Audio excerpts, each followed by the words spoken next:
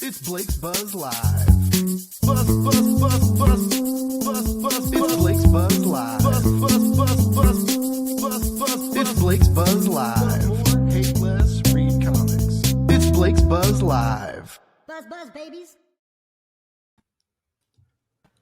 Buzz, buzz, babies, it's fucking Monday. What the fuck, man? The workday's over, and now you're gonna watch me talk some shit with some talented comic book creators.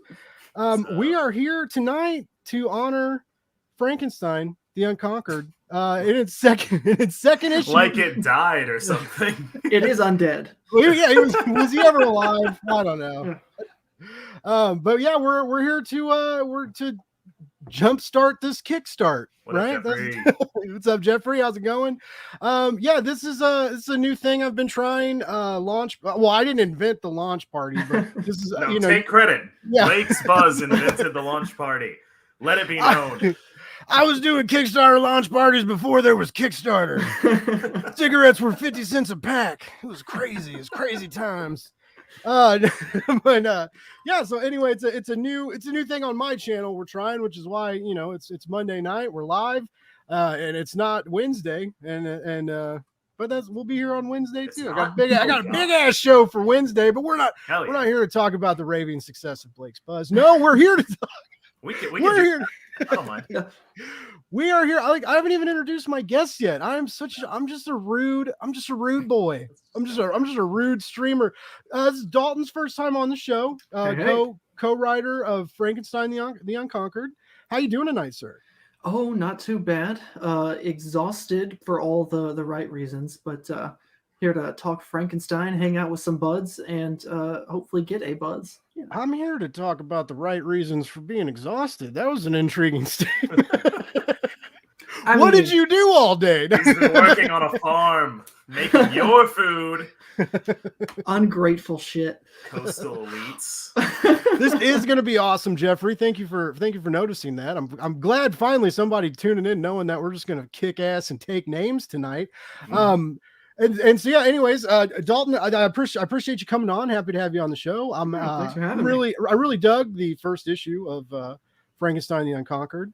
And I appreciate any creative team that goes to Fell for a cover. I love how Fellhound is one cover at a time taking over the crowdfunded indie scene. That's totally ubiquitous among comic creators right now. They're everywhere. Nothing has anything bad to say about Fellhound, and that's one of the things. Like everybody's best friend, everybody's champion, has your back when you least expect it. Great person. Another great person, Wells Thompson, in the house tonight. Hi. How's it going, sir? I feel like you were just on completing one Kickstarter, and now you're starting. Like, do you just love stress? Like, do you just? I'm big. My wife certainly believes so. I do. Yes. No, I am.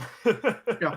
I do think so. Yeah. Yeah, no, we turned around quickly. I think the very foolish plan that we had was to try and do 3 back-to-back.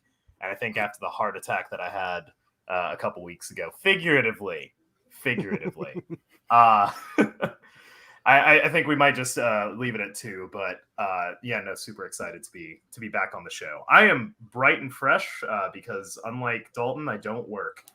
I don't work on Mondays. Monday and Tuesday is my weekend. So nice. I wish I didn't work today. Like, it was fun. I mean, it's over now, so it doesn't matter. But yeah, I just was not. I woke up today and realized all the shit that I have planned, like just this week alone, and then I'm having a novelist on the show, and I gotta finish one novel and do one of her audiobooks. And I'm like, man, you're running out of time. And I'm doing three live shows this week. I sent a message out about it tonight. But I'm again, we do these things because we love it, and just to keep the sad feels away. Because if I'm busy, I'm not sad. What? That was weird. That was a joke. That was a weird, bad joke. If I keep my heart rate up. Yeah. Thank you. I keep my heart rate up, I will keep away the existential despair. It will never be able Doctor to was get in. the Unconquered. Funny Figs in the house. Thanks for stopping by. Oh, Funny What's up, Figs thinks Ray? they're so funny. They always do. Have you met Funny Figs? Not in person. He's a pretty funny guy. I've never met him in person either. Yeah, I've never met anybody in person. Like, I met a couple people in. I was just at Dragon Con the other. Nice. Couple weeks ago, and that is like the most fun that you can condense into a single weekend in a single place. But yeah, no, there was some. What's his Christian something or other was there. The guy that does Sidekick for Hire. Oh, nice. He was there. My friend JC Kepler, who does Robo, was there. Aaron Sullivan, who does I forget what the name of it is, but it's a comic about a corgi. I hope he's not watching it. He'll get. I'm sure. No, that's a pug. I was thinking of the new one where like he fights demons. It's about the ship. Buddy. It was called Buddy. Yeah. It's not that one, but it is. It is quite good. No, so I recently met was in close contact with a bunch of comic writers, and I didn't get COVID. So hey, thanks, John. The best part. Yeah, John. Thanks for commenting, but not listening. You know, that's fair. That's cool. Appreciate it. Whatever, my John. wife does that all the time. is that how it is? Yeah. Joey Galva's in the house. Buzz babies. Yes, sir. Buzz. Anyways, so we're here to talk about the launch of issue 2 of Frankenstein the Unconquered. Where the fuck did Frankenstein in space come? Like, where did this idea spawn? Like all, and I know ideas, he's not in we were space drunk for one long, night. but he's there for a while. I feel he's like there for long enough that it's concerning. Mm-hmm. No, there's a mini series in there somewhere. I was just thinking, I was like, if this does well, There's then we get like mini-series. the Frankenstein in space. Yeah, there's a Cosmic whole Frankenstein. arc. There's definitely a whole arc Yeah. of Cosmic Frankenstein in the future at some point. Is it like all inner monologue because he's strapped to a fucking rocket and can't really go anywhere, and then he goes on all these adventures and it snaps back and he's just like frigid and cold and sad in space and alone. Yeah, the whole book is just his hallucination as he travels through the void of space. Why'd you make me sad? Let's not be sad. This is Frankenstein. No room I for have so many sad. questions because like, how does he like? I get that the tech maybe wasn't there, but like, did he steer the rocket back to Earth? Did he? Force of will. Like So, how he is he fueled by left rage. is like how he left is like they tied him to a rocket and sent him off because they didn't know what to do with him. How he got back is just sheer brute force of will. There is no mystery. He killed the stars until he got home. Like that's what he did. He needed to stab until he made it back to where he needed to go. People had to die. The fuel is metaphors. We just speak in enough metaphors and it sounds good enough that he gets home. Hey, I dig it. I just had they're good questions, right? These are questions that like, that's going to keep me coming back to your campaign. And I gotta know more about this future Frank, right? Who's just, and he's like all like built, and he's not like, he's a good looking dead guy, he's got long flowing locks, his beautiful hair, like, he's got it going on, and his sword's badass, and I love this comic. It's just everything that happened. I did not expect. Like every panel, I was like, "Whoa, fuck! Oh, whoa, shit!" Like it just was a constant. I like as a reader, I never got comfy, and I mean that in a good way. Like I was just like I was like on edge and excited. I was like, "What is happening?" Like when he tears that guy's arm off. Yeah, give me a break, man. He's like, "Hey, brother, it's all good, but fuck you and your family forever." I was like, "Oh my god." Anyway, sorry, spoiler alert. If you guys haven't read issue 1, but I hope you have, because then you'll come in and back issue 2. And now if you haven't read issue 1 is available on here. There's a catch up tier as we always include in our Kickstarters. We want you to come on at any stage. If we're on issue number 17, we want you to be able to get all the issues beforehand so you can read it. I like that. That's it's how it exciting. Should be. Yeah, we can't leave you behind. Yeah. We don't want to leave. Yeah, we want to keep people as engaged as possible. So we have Oh, I can still be here. Fuck you guys. So we have, I'll come. we have some, There we go. there he is. Oh, God damn it. Sorry, Dalton. Hey, So we got some stuff that might happen tonight. We got some stuff that might if happen. we get lucky, right? And this was all their idea. Because they care about their fans and want them to have a good time and maybe get some cool stuff. So, for the first 100 backers, and this is digital, physical, whatever tier, we're working towards getting that script commentary, that kind of spicy director's cut stuff where all the details get, everything else you wanted to know about Frankenstein except what happened in space, because you're gonna have to pay for that later. You'll find out. And then for the first physical backers, you get some stickers. You got some sticker action going on. Yo, we have a sticker for the logo. So Nice. I have those laying around here somewhere. But yeah, this Frankenstein the Unconquered logo we have on a nice black sticker. Looks really cool. Throw it on your laptop. Yeah, put it on your forehead. Go walk around town. Like whatever you want to do. There you go. There we go. We want you to be a walking advertisement. We do. That's what I'm slowly turning myself into. My buddy the other day was like, "Man, you've done like a lot," and I was like, "Yeah, I'm like a slut. I'm just trying to make I'm turning myself into a walking billboard. That's all I am." Anyways, regardless of like what I do in my free time, which is this, I don't know what I was trying to get at with that. Anyways, so we got the sticker coming up at 25%. You're giving away four pinups. Mm-hmm. No, I think we said 5. We're gonna do 5 pinups. 5. Sorry, yeah, like 5, and you can see that pinup in the back here. I know I've blocked it with my graphical arts and I've ruined Flops' image, but like, give me 1 second. It's a beautiful print. Well, yeah, Flops' prints are gorgeous. And we're so lucky to be working with Flops again for our variant cover, one of the variant covers for the campaign. I saw that. Yeah, they're doing a not safe for work cover, and it's a spicy little meatball. I can't wait to explain to my mother what NSFW stands for. That should be the comic you give her. Like, Mom, I made this comic. Well, so yeah, I haven't told her about it yet, so I'm waiting for her to text me. Whoa! Oh, those are fucking. Unprepared, unprofessional. What was that? He's like, I grabbed the wrong files. Yeah. That's why you need a filing cabinet. Yeah, labels, labels, and dividers and subdividers, and color secret coordinate compartments. shit. Here we go. Oh, there they are. Oh, you've already got them. Look at these; they're prepared. Oh man, those are nice. They're printed nice. It look like it's on like some nice stocky. Mm-hmm. I also have those 5 holographic cover covers. Covers for the Frankenstein comic. There are only 6 left, I think. So we're giving away most of them. If we manage to get to that point tonight. That's how you treat your fans, ladies and gentlemen. So that's we get to 25%. At 50%, those holofoil, the couple of those raffles are going to go out, like we talked about. And if it funds tonight, if the narrative gods that shot Frankenstein out of the cosmos and sent him rocketing back to Earth, if everything aligns, we will give away, They will give away a commission from artist Mary Landau.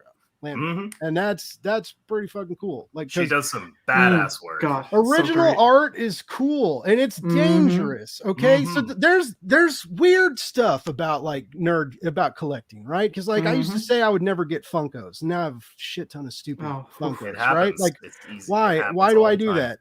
and the same way, like the original art, like I bought. Luckily, I only have 1 page of a comic, and it's Ninja Turtles 55. Good choice. It's a Santa Luco page, and it's awesome. Like, but I've got some I've bought like some pieces, right? And I have like some like Ninja Turtle art from when IDW did IDW Limited, and anyways, but like.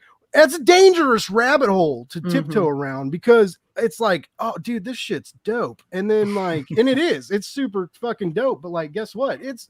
You are literally paying for it. So yeah, it's crazy. Indeed. What's the log line? Oh, what's the log line? I guess let's real quick. I think everybody got the space motif from me and my ranting. Frankenstein meets Conan. What more? What more is there? So it's Frankenstein's monster thaws from the ice 500 years in the future. At the end of the novel, he freezes to death in the Arctic, but he didn't die. The world is bombed out and post-apocalyptic. The ice caps melt. Frankenstein is born again into the world. Everything is broken and hideous, just like he is. He thinks maybe he can finally live a peaceful life he's always wanted, but things don't go very well on that regard. Now he wakes up every day and chooses violence. It's a revenge tale for the ages. It's got everything you want. Brutality. It's got Halloween monsters. It's got a lot of naked Frankenstein. Maybe too much naked Frankenstein, but we'll see. I was gonna. Does he ever wear clothes? Like, yeah, no, he does. He'll settle in. Okay. He'll settle in. He gets his clothing back. I remember very distinctly though when we first started doing the when we first started these stories, we put them in an abridged form in Descent into Dread, which was our first book we ever did. I bring visual aids. Yeah, and the artist, even though in the script it said very distinctly that he was wearing clothes, like for the first one he's naked. For every other one he was wearing clothes, and every other story started with him naked. We were like, why, God, why is he naked? I mean, I wasn't complaining too much. I mean, give the people what they want. Yeah.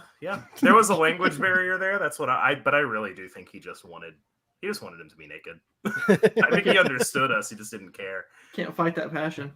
Yeah, no. you got to let the artist go where the artist wants to go. That passion shows up on the page. That's hanging dong. We're gonna hang some dong. We're hanging brain. There's nothing like gratuitous though. There's nothing like there's no flesh blowing in the wind. So like don't.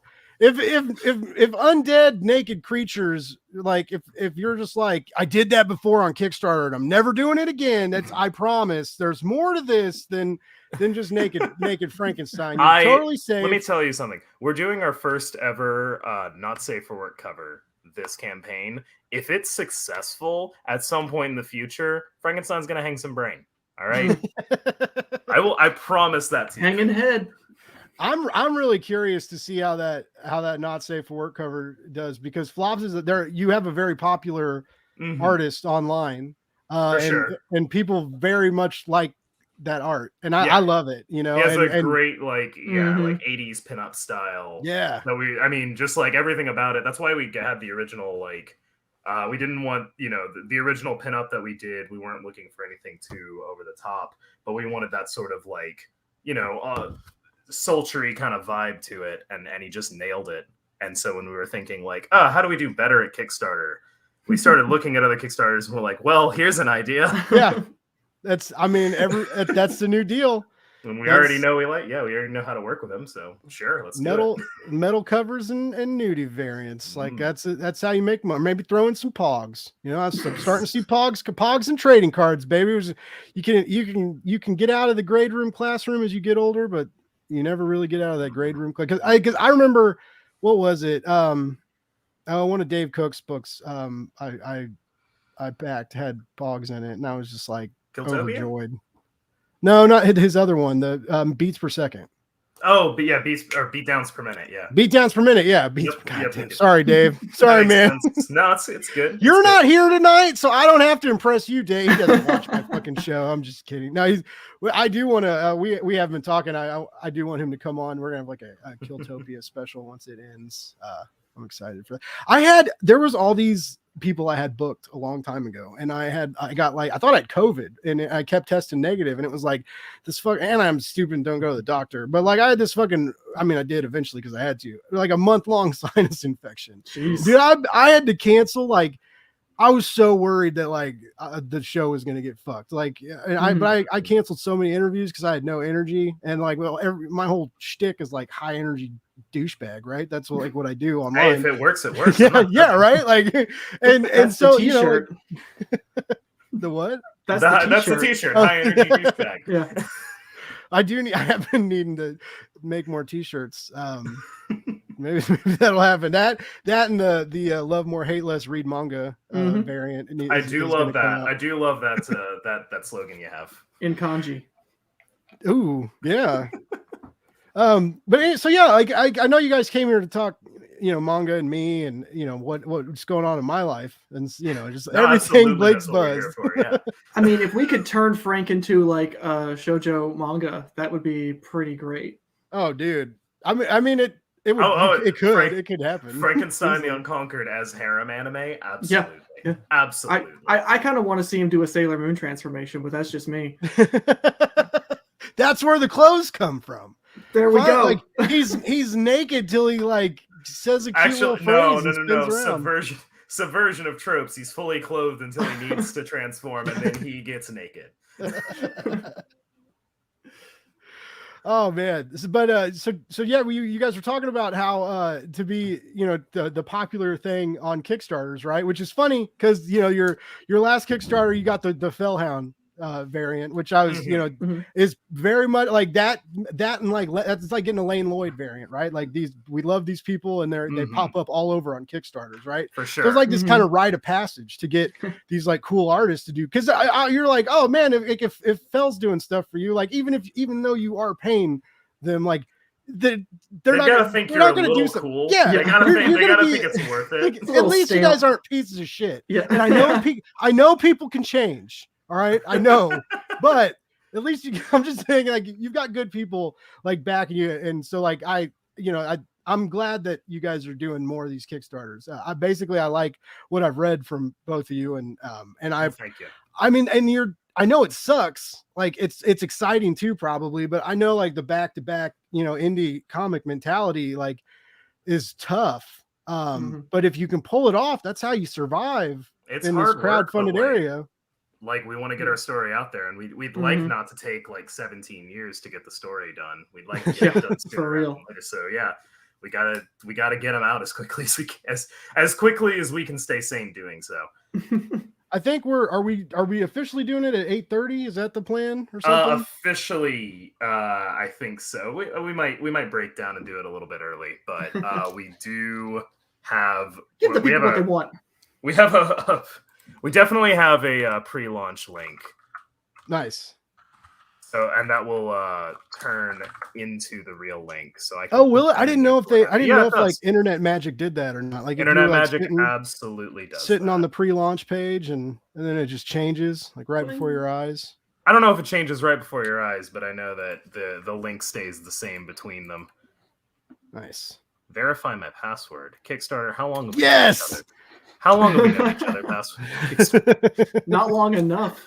They're like, "Are you sure you want to log in and do this, Wells? Like you just got done with one." By the way, 177 people are following the project right now. That is the largest. That is the largest pre-launch we've ever had. So thank you so much for that.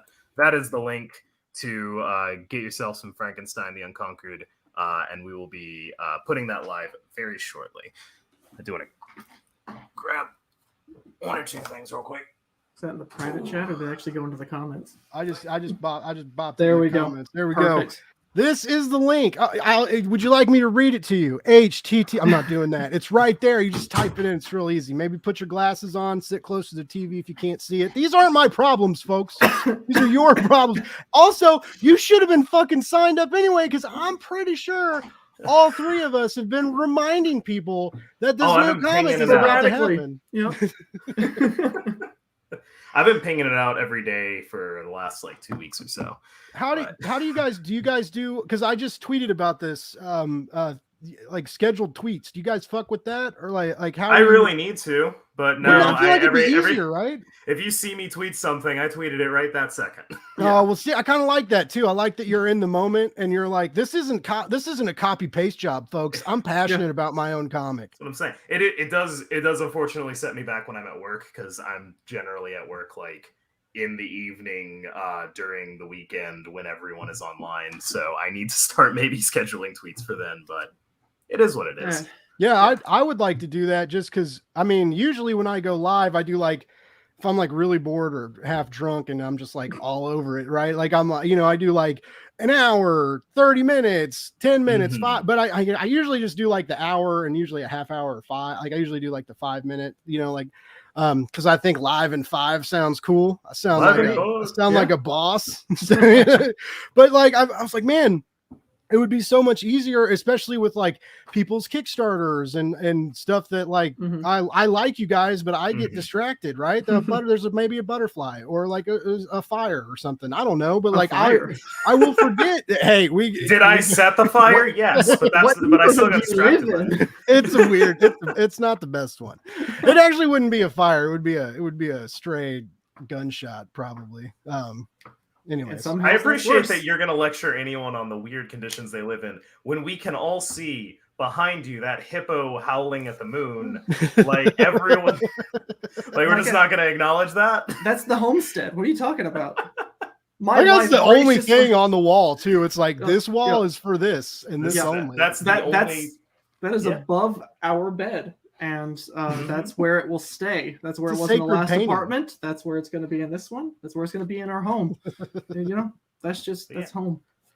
Speaking Ignacio of, popping in the chat. What's up, what's up, Ignacio? It's Ignacio? good to have you. Good to have speaking you. of Fellhound covers, I just wanted to real quick. Yes. This is what that one looks like. Mhm. So good. Who did Oh, your yeah. logo? Snelby, Brenda Snelby, who goes by Batman and Sabin on Twitter.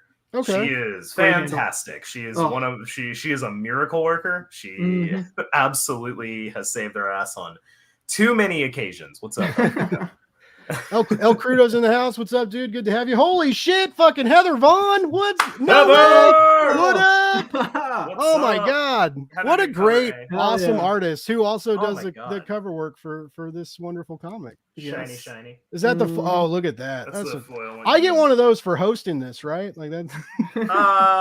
Yes, no, I'm fucking around. I do this for free. No you one can enter pays the me. raffle, maybe. Oh, No, Lord. it is beautiful. It's great. Yeah. Hello. Thanks for joining the chat. I'm a super nerd about Heather's art. I like we've talked about where there are certain artists that keep popping up on Kickstarters. If I got it, I will typically pump out the bucks for that Vaughn exclusive variant. I have no self-control. Well, now unfortunately we're stuck with her on the main series. Like the original cover was too popular, Yeah. so we can't just be like, oh well, we'll move on to the next one. It's like now we got to do Heather every time now. Gotta, like it's a chore. Yeah. Hey, I'm sure as long as those PayPal transactions go through, or I was gonna say as long as the checks cash, but I was like, how fucking does old are that we? anymore? Get the fuck out! I would so do that. Like if Ignacio and I were talking about something a while back, I'll be like Ignacio, I'm just gonna mail you. I got the check in the mail, man. Like, what are you doing, dude? I'm fucking in Argentina. Like it's gonna happen. It's gonna happen. You were talking about going to Dragon Con earlier. Wells. I was at Dragon Con, yes. Yeah, Golden stayed home. Boo. Man, Yeah. Something about He's real disappointed. I got- enough of it. I got nothing for that. I'm sorry. But the last time I talked to Charlie Stickney, when he was at SDCC, and he was like, I guess like crowdfunding is starting to be a bigger part of these conventions. I mean, a lot of indie people, table and stuff too, but they're like, I don't know, the audience is getting bigger for that. Were you noticing that? Like, did you have to beat people off with sticks or be like Tom King when he had to have the bouncer with him at the conventions because he made Batman and Catwoman split up? I'm very anonymous at Dragon Con. That's mostly where I go to have fun and relax and blow off steam. But some of the creators that were there, I did recognize from crowdfunding a lot of it. Leanna Kangas had a table there, and Nice. she really did have that situation going on where she had to, Wow. kind of beat people off with a stick. Her art is infectious. People love it. And she's everywhere too. Like Mhm. any comic that's any indie comic almost has got a Liana variant. We'll just twist the knife. Twist the knife. Why don't you? Like a lot of direct market stuff has Liana For sure. No, for sure. and anthologies. She does a lot of anthology covers too, which is kind of cool. Yeah. I mean, anyway, so yeah, you guys should get her to do a cover. Uh-oh. Just do that real quick for number 3. Oh, can you Guess what time it is? Oh 3. shit! It's 8:30. It's 8:30, and drum roll. It literally says drum roll on my screen right now. Okay, Kickstarter. We're live. All right, I'm so glad he remembered his password. Everybody, run to Kickstarter. Get that clicker finger ready, baby. Get your credit cards out. Because they don't do PayPal, motherfuckers. Anyways, that's not. I could have sworn they did. Unless they just started recently. Oh wait, maybe they did. They used to. I think they listened to me. They were like, "Oh man, Superbacker Blake Morgan doesn't like that we don't use PayPal." They changed that shit right away. I love how we think like comics people think they have a big influence on Kickstarter, and then you like go and look at an actual Kickstarter, like a real life Kickstarter, like a grown up Kickstarter, like a yacht club games is like, oh, we're gonna do a little indie game on Kickstarter and gets like $300,000 in the first hour, and you're like, oh, that's what a real Kickstarter is. My bad, honestly. I know what a real Kickstarter is. Right here, folks. $4. We did it, guys. We have one backer. That's what I'm talking about. We're about to get 2. Let's go. Oh wait, we got some more. Hold on though. Hell yeah. I'm gonna go live on the air. I'm gonna delete this pledge once we get off. But I just want you guys. I figured. Whoa. Early bird rewards. Well, I guess this is good. We can go through the tiers. 20% off. Yeah. Oh, we have our digital copy for those who are just looking for the digital stuff. Mm-hmm. That's cool. That's cool. Absolutely digital catch up. Get yourself issue 1, issue 2. $7 for 2 awesome comics. Well, the first one's awesome. I'm only assuming the second one's awesome, but you really do just have to take our word for it at this point. It's got a werewolf in it. These seem like honest guys. Oh wait, I got to. We actually, the entire incentive structure the entire rewards tier system we've been we totally shuffled around from the last time we've been doing this because we wanted to make it more accessible for people. So it got the same tiers, the same beginner tiers that we have always had: digital, physical, digital catch up, physical catch up. And we do have a separate one for the not safe for work cover. But if you get a physical comic, the 2 standard variants you get to choose between. It's not an upcharge anymore. Getting it signed, there's an add-on. So if you want it signed, you can do that and just do that separately, and it's for all the comics. So anything that you get will sign for $10. Hold on. There's some science here I don't understand. There's some science. Oh wait, they're both foil. I'm sorry. I thought these said 2 different things. Nope. I just can't read. It's all good. It's all good. That's why I love everybody's comic, because I don't know how to fucking read them. My wife like, man, these pictures are nice. Frequently will be like, God, I wish I knew how to read. And I'm like, you handle medical equipment. You should know how to do that. Holy shit, this is a deal. Mm-hmm. Yes. You get 1, 2, you get all the covers of both. You get the tabletop. What do you get? You get the tabletop RPG, Death Stalks the Damned, which is a quick little one-shot tabletop RPG we made for Frankenstein. Yeah. You get the scripts, the commentary that we talked about earlier for both issues. The print, you get your name sticker. in the comic. We sign all your comics for you, and you get that sticker. Nice. And you get a sticker. Well, I really appreciate that you made these variants. A lot of times they don't, like the variants and the nudie variants and the higher tier stuff. They don't give you an early bird discount, but I'm going for it. Yeah, like I said, and you can get shit. the now you guys are gonna know where I live. Oh no. You can get that, or you can get the stand or the not safe for work variant by itself. There's also a collector's tier where you can get all 3, et cetera, et cetera, et cetera. And you can always adopt a page as well. You can also adopt a page. There's only 20 of those because there's only 20 pages. And you can buy yourself a commission from Mary Landreau. We only have 3 of those available because one of those we may very well be auctioning off later tonight. All right. There you go. Everyone look away. Nobody look at his credit card information. Oh shit. Was that just on? No, you're good. You take my money. The student loan motherfuckers already did. It's fine. All right, so we got some add-ons here. You get the Mechaton add-ons, you get the annotated digital script. All of our former comics are in there. You can the annotated script, the tabletop RPG. You can get your comics signed. You can get stickers and prints and anything else you might like. I think that's about it. And we have a tip jar as well. It goes to the creative team.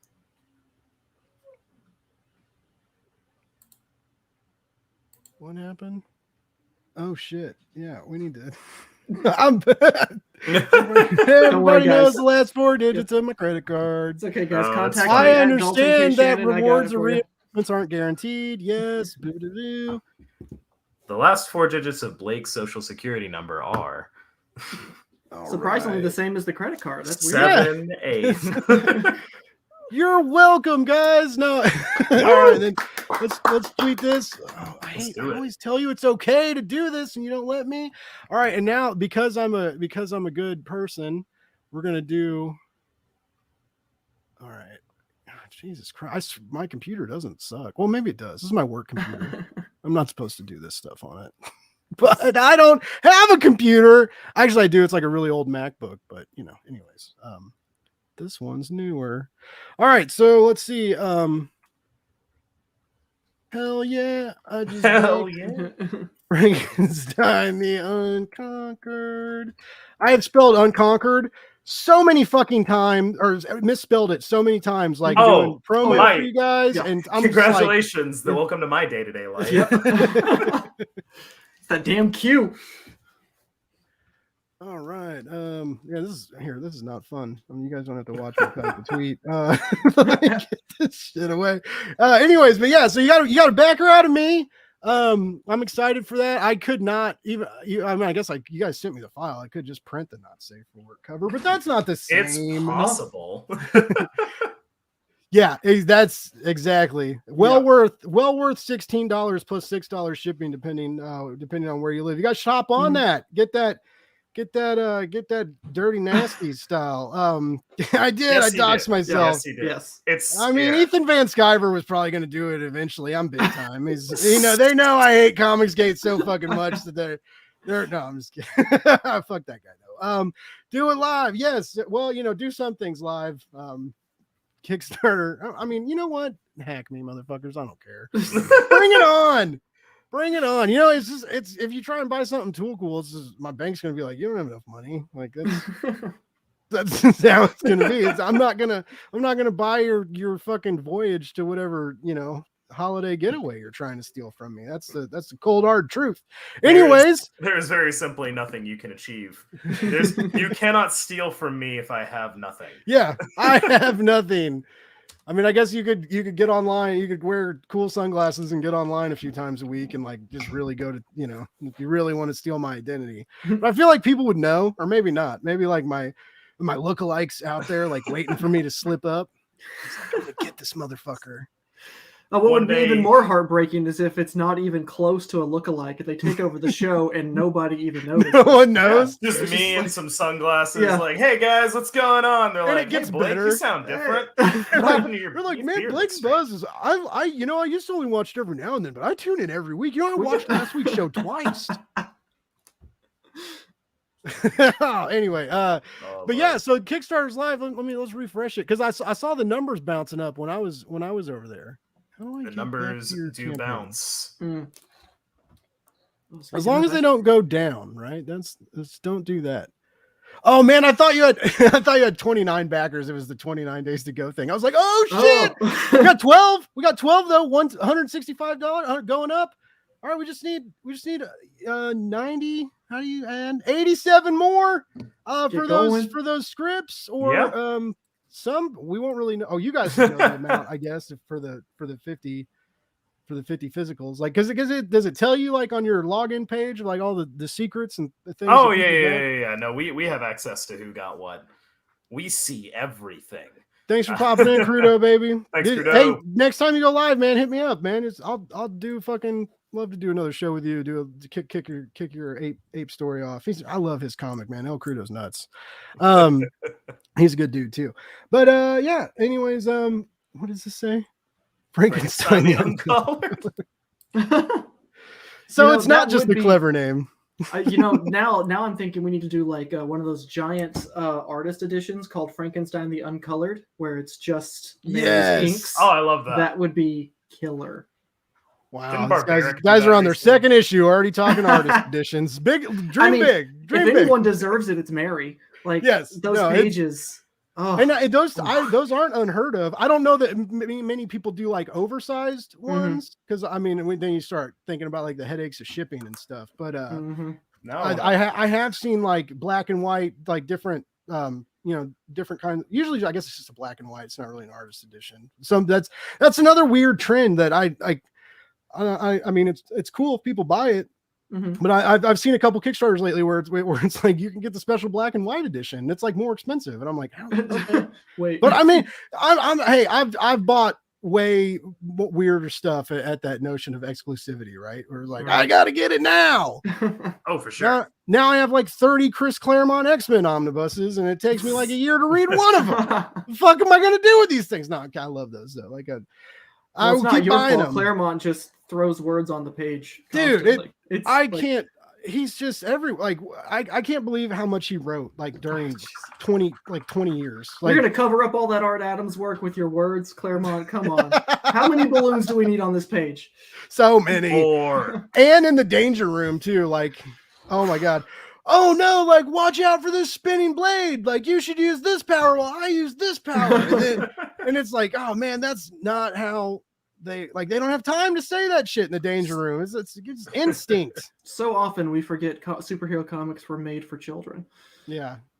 Well, and like I like the constant reminders of like what happened last week, because like it used to not be as easy to like, like I know when I was a kid, like I would grab an X-Men comic, or I'd grab a couple issues out of the gas station, and then all of a sudden it's like you're 2 issues ahead, and I'm like, where'd the other numbers go? And you could never find, so like, yeah. Well, now you go to a comic shop and you go, hey, I really liked number 1. Do you have number 2? And they say no, and we never will.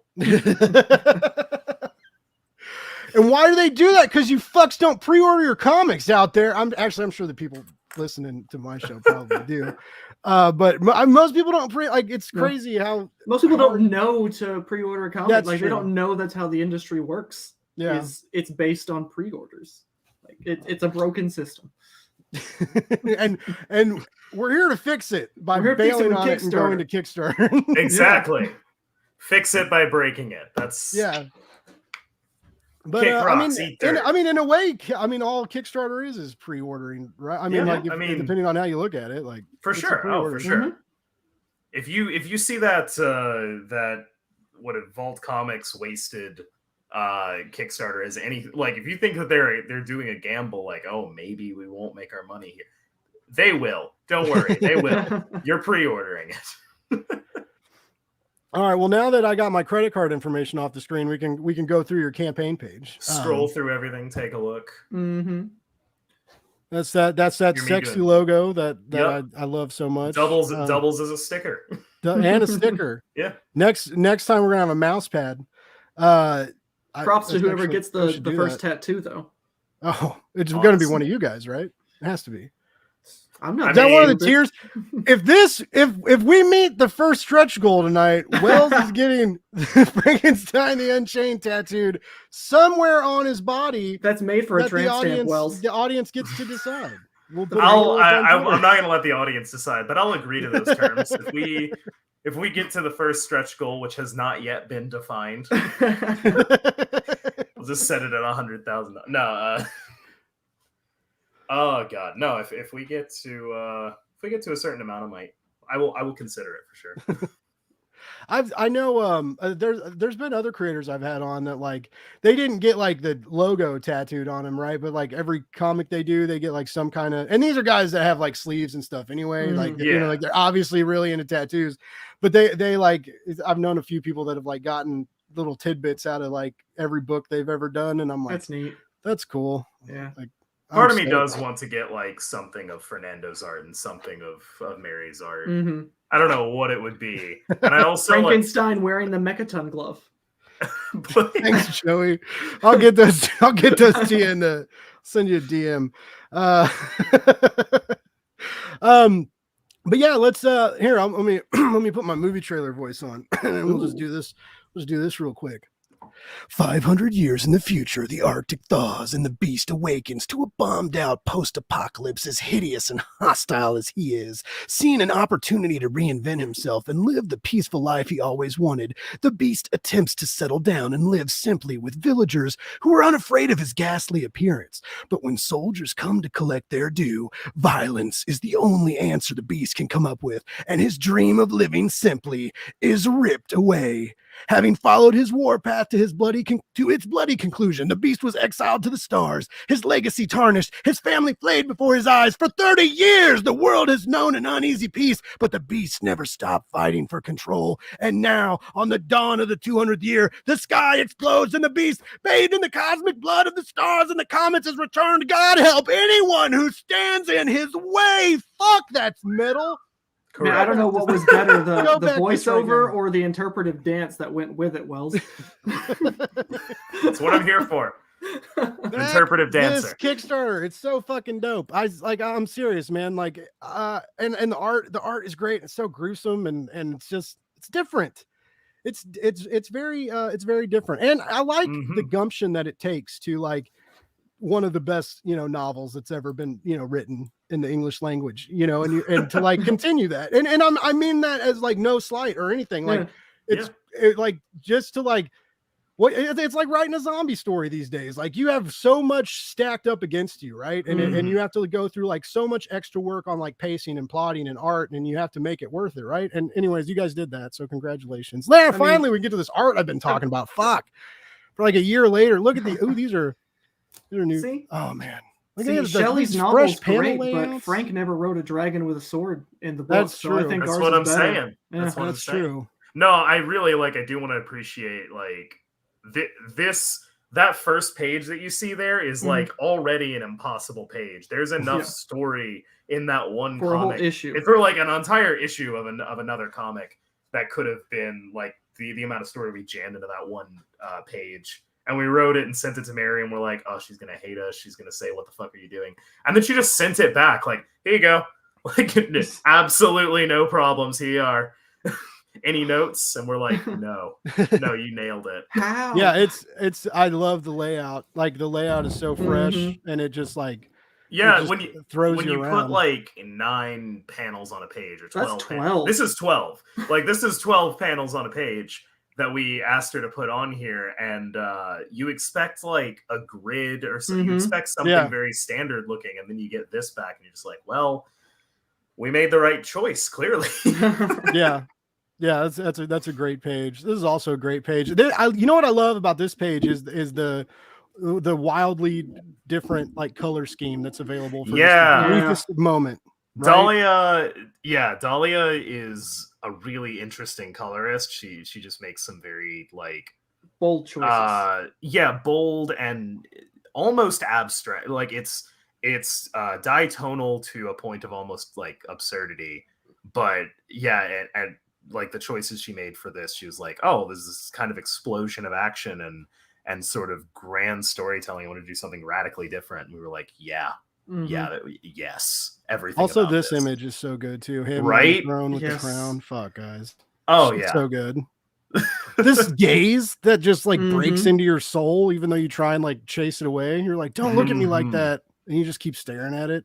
I love this art, man. All of the art, you can't look. It away. really is absolutely stunning. Here's the new cover. All the that's the standard cover, Heather Vaughn cover. Heather Vaughn is, as long as she wants to. I can't force her. But I would like her to come back for each issue. I think that she really does nail the feel of the books on the cover every time, and just I gave her an assignment. I did not know what she would do with it, and she came back with this, and I was like, okay.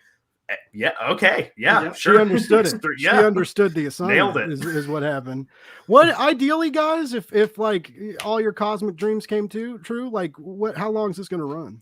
Oh, geez. We have it set at 13 right now. I think. Well, so we have the first draft of 13 issues written, and we're fully happy on ending it there. And then we very recently we had a conversation about what the third arc could be as a joke.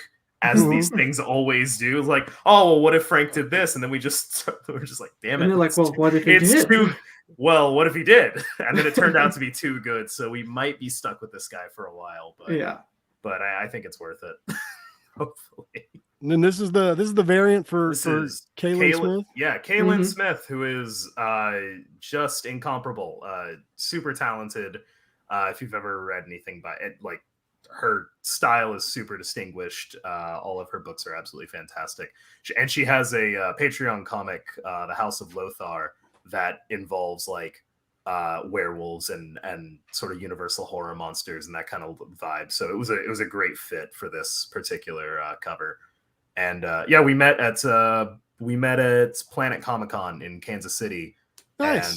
And yeah, just had a really good conversation. And the next week she had this done. She is the consummate professional if I've ever seen it. She got it done like before we even like were committed to anything on Frankenstein #2. She was like, here you go. Yeah, that was the first thing done. Yep. This was this particular cover. That's awesome. Heather says she's not going anywhere, so that's good. That's good. Fuck yes. Good to know. Thank God. I was worried. There's always the slight fear that someone is going to go, yeah, no, I'm too big for you guys. Bye. And then here's the not safe for work cover. Censored for the internet. This is not how it will appear in your hands. Unless you want it that way. Well, I mean, like you guys should have done. I'll print a special cover for like a my not grandma. safe for work cover. Oh Lord. Also, if Dalton's mom is watching, I'm sorry. Oh yeah. Sorry. Yeah, Mom, he was talking about that. He's like, I don't know how to tell my mom this is the comic I made. So, Mom, NSFW stands for not safe for work, as you can see. You do get a better peek at that cover later on. Can't show everything because Kickstarter or because internet, but I suppose the internet is actually a pretty free place to show nudity. But Kickstarter in particular, we didn't want to push it too far, so. I was gonna when you gave me the images, I was gonna post the full nude on my Substack, and I was like, I don't know if they want me to do that or not. But if it's on your Substack, if it's for people in the loop, people in the know, I don't mind it at all. I did the minorly sense, and then I was gonna redo it and put like the Blake's Buzz bees on stuff, and then I was like, I didn't know. I was like, this is either gonna like make them mad or they'd really dig it, and so I was just like, I'll just do the images they gave me. But yeah, the pun of boobies alone I'm there for it. Absolutely. I mean, if you want to throw it up on stream, even like we can totally make that. Although YouTube might not be okay with that, so we can you do that at your discretion. We can put the sort of nasty one up, or the almost nasty. How's that? Did you tweet those out, or did you just fill them out? Oh wait, no, I started to, and then we start. Man, I'm just like I should like open up my DMs and just put everything. What's like the Pornhub links about to pop up here? Oh no, that's not. This is the work computer. Where was I gonna go? Well, first I need to go. Man, I am a careless screen share. Is what I am. Like I just put everything. There are no secrets on Blake's Buzz. Yeah. Speaking of, for full transparency, I did just get a text from my mother saying I am watching, but I'm not going to comment. Well, again, I'm so very sorry, Holly. I'm not. We did it because the internet made us do it. We're sellouts, Ma. Sorry. Yeah, you got to sell the comics somehow. The other day, my dad told me he was like, I didn't realize when you like post stuff, I can click on it and it like takes me there. And I was like, God damn it, Dad. I love that. Have you ever spent any amount of time on the internet? What's the? I mean, he has. Are you guys ready? You ready for some hellacious curves and sexy drawings? Dalton's mom, look away or don't. Dalton's mom, please look away. All right, here we go. Is my credit card info still up? No, I'm just kidding. Boom! Look at that. That is hot. And, and the logo, the lettering. Yeah, Flops took the entire cover. That was our one note. Was like, hey, I think the one note that we had for him was like, more blood, more stitches.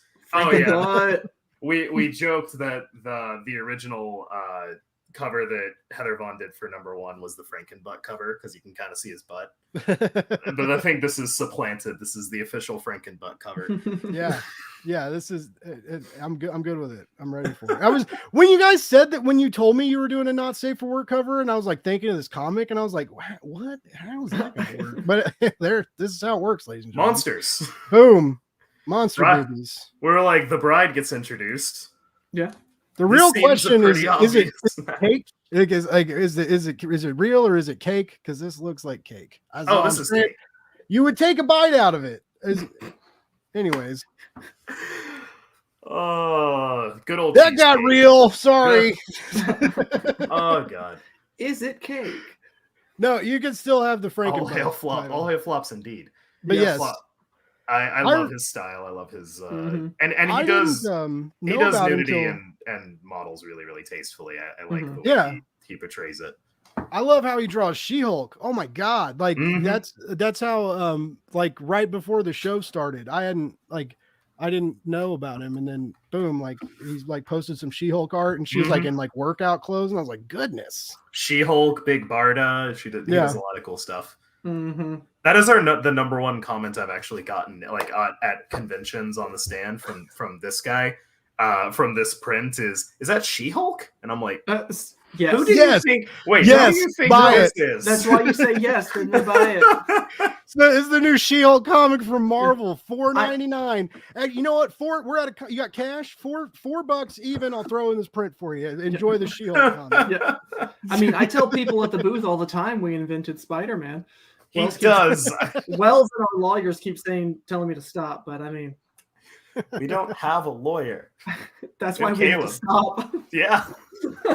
David agreed. He's definitely taking a bite. I think we all Hell are. And if you really want to take a bite, you should put your wallet where your mouth is and go Yeah. back this Kickstarter. Oh man, Bite your wallet, and I'm by here that I all mean night. You can use my credit card. I've showed it to everybody. Just get in there. Just get some pledges. everyone go pick up a copy on Get Frank Blake. fully funded with his credit card tonight. Oh, we are about halfway to our 25% goal, so I guess that puts us at like 12%. Yeah, we're at 31 backers. I'm taking credit for all these, by the way. This is dope. Hell yeah. Hell yeah. It has nothing to do with the 107 people that were signed up to be notified when the launch went live. This is the buzz factor.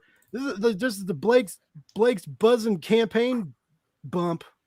like in a Hollywood restroom, just quick bump, boom, to the stars. I don't know what that. I'm just kidding. Sorry, it's an adult show. We show monster boobies and monster booties and make poor cocaine jokes. That's fine. It's fine. Are there any good I don't cocaine even like cocaine, guys. I just like the way it smells. Just, again, that's a dad joke, and that really what my dad used to tell that joke all the time, and it was like, thanks, Dad. Sounds like a good man. Yeah, it's like, man, Good this man. is like it's like a 6th grade pizza party. You're making cocaine jokes. Thanks, Dad. Good dad's pun. It's just how it is. Hey, I always try and bring my A game. You know, it's odd to me how many people do these things, and a lot of people watch them too, and the coverage is good, I guess, right? Sometimes they get cool guests and they talk about stuff, but like, you know, I've watched some live streams where it's like they might as well be telling you like, I really don't want to be on here right now, and I guess I have to because I tweeted this out 3 days ago that I would do it, and let me drink this coffee. And then I'm just like, man, like, and of course they have like 4 times the viewers I do. And I'm like, how do you do this? Like, maybe I should just start doing that. Like, Just start being, yeah, just start like resenting everybody. Just like, yeah, so we got these fucking guys on. They think they can make a comic. I mean, Can't anybody. Oh, you're the writer? You didn't even draw it? yeah. Like, What are we doing here, can guy? you at least bring the artist next Honestly. time? Yeah. God. I mean, on. wasn't the entire Hey, what's your podcast opinion on industry NFTs? wasn't the entire podcast industry built on postmodern irony, right? Yeah, Like, right. yeah, Just- you kind of more or got to do less. it. and yeah. Joe Rogan. Oh, Lord. He put the industry on his back for you, Blake. Yeah. But yeah, anyway, so it kind of shocks me that like these people just it's like, do you not want to do this? I don't know. Maybe that's like the weird, like it's like an unhealthy relationship though. You know, like you try like treat someone like crap and act like you don't want them, and then they're like, but now why don't you want me? Like I want you to want me forever. Anyways, that was my dating background forever, and we're gonna talk about Frankenstein. But yeah, that's a book. Yeah, it's a book. It's a comic book. It's a book. You read it with your eyeballs, and you get like pictures in your head. You don't even have to go that far though, because the pictures are right there for you. Oh my god! Yeah, the pages walk you through it. You just I felt like an asshole the other day. I was at Arkansas Comic Con, and some guys came up to my booth, and they were looking. I was like, "Hey guys, do you like comics?" And they go, I really only read like manga." And I go, "Oh well, dude, let me tell you about this because it's great. It's just like manga, but you turn the pages the same way that you read the balloons, like in English. It's wild." They didn't like that very much. Oh yeah, I bet. It's for a long time. It's so good to be wrong sometimes, right? And like I think everybody knows, like I'm recently like I just like went all the way in, like no, I just was like, oh cool, I read this cool manga, and then now I'm just like now like not as bad as comics, but I have a giant stack of to be read manga, and it's because that's what I do. I go fucking out of control. I just love to see that Amazon guy walk up to my patio and throw the fucking book down like they don't even care about it, so that the corners are fucking dinged. Anyways, but they don't. They're getting better about that, by the way. But and also, manga are kind of because of my buddy Brody has an idea or a theory, I guess, that because of the size of like the smaller volume size, they don't bend or get fucked up as much in Amazon transit. And I think he's kind of right, because if you buy like a 6-issue trade, they're like it's stretched out and kind of skinny, and like they'll get dinged up real easy. Yeah, like mangas are they're like short and stubby and like they're ready. Yeah.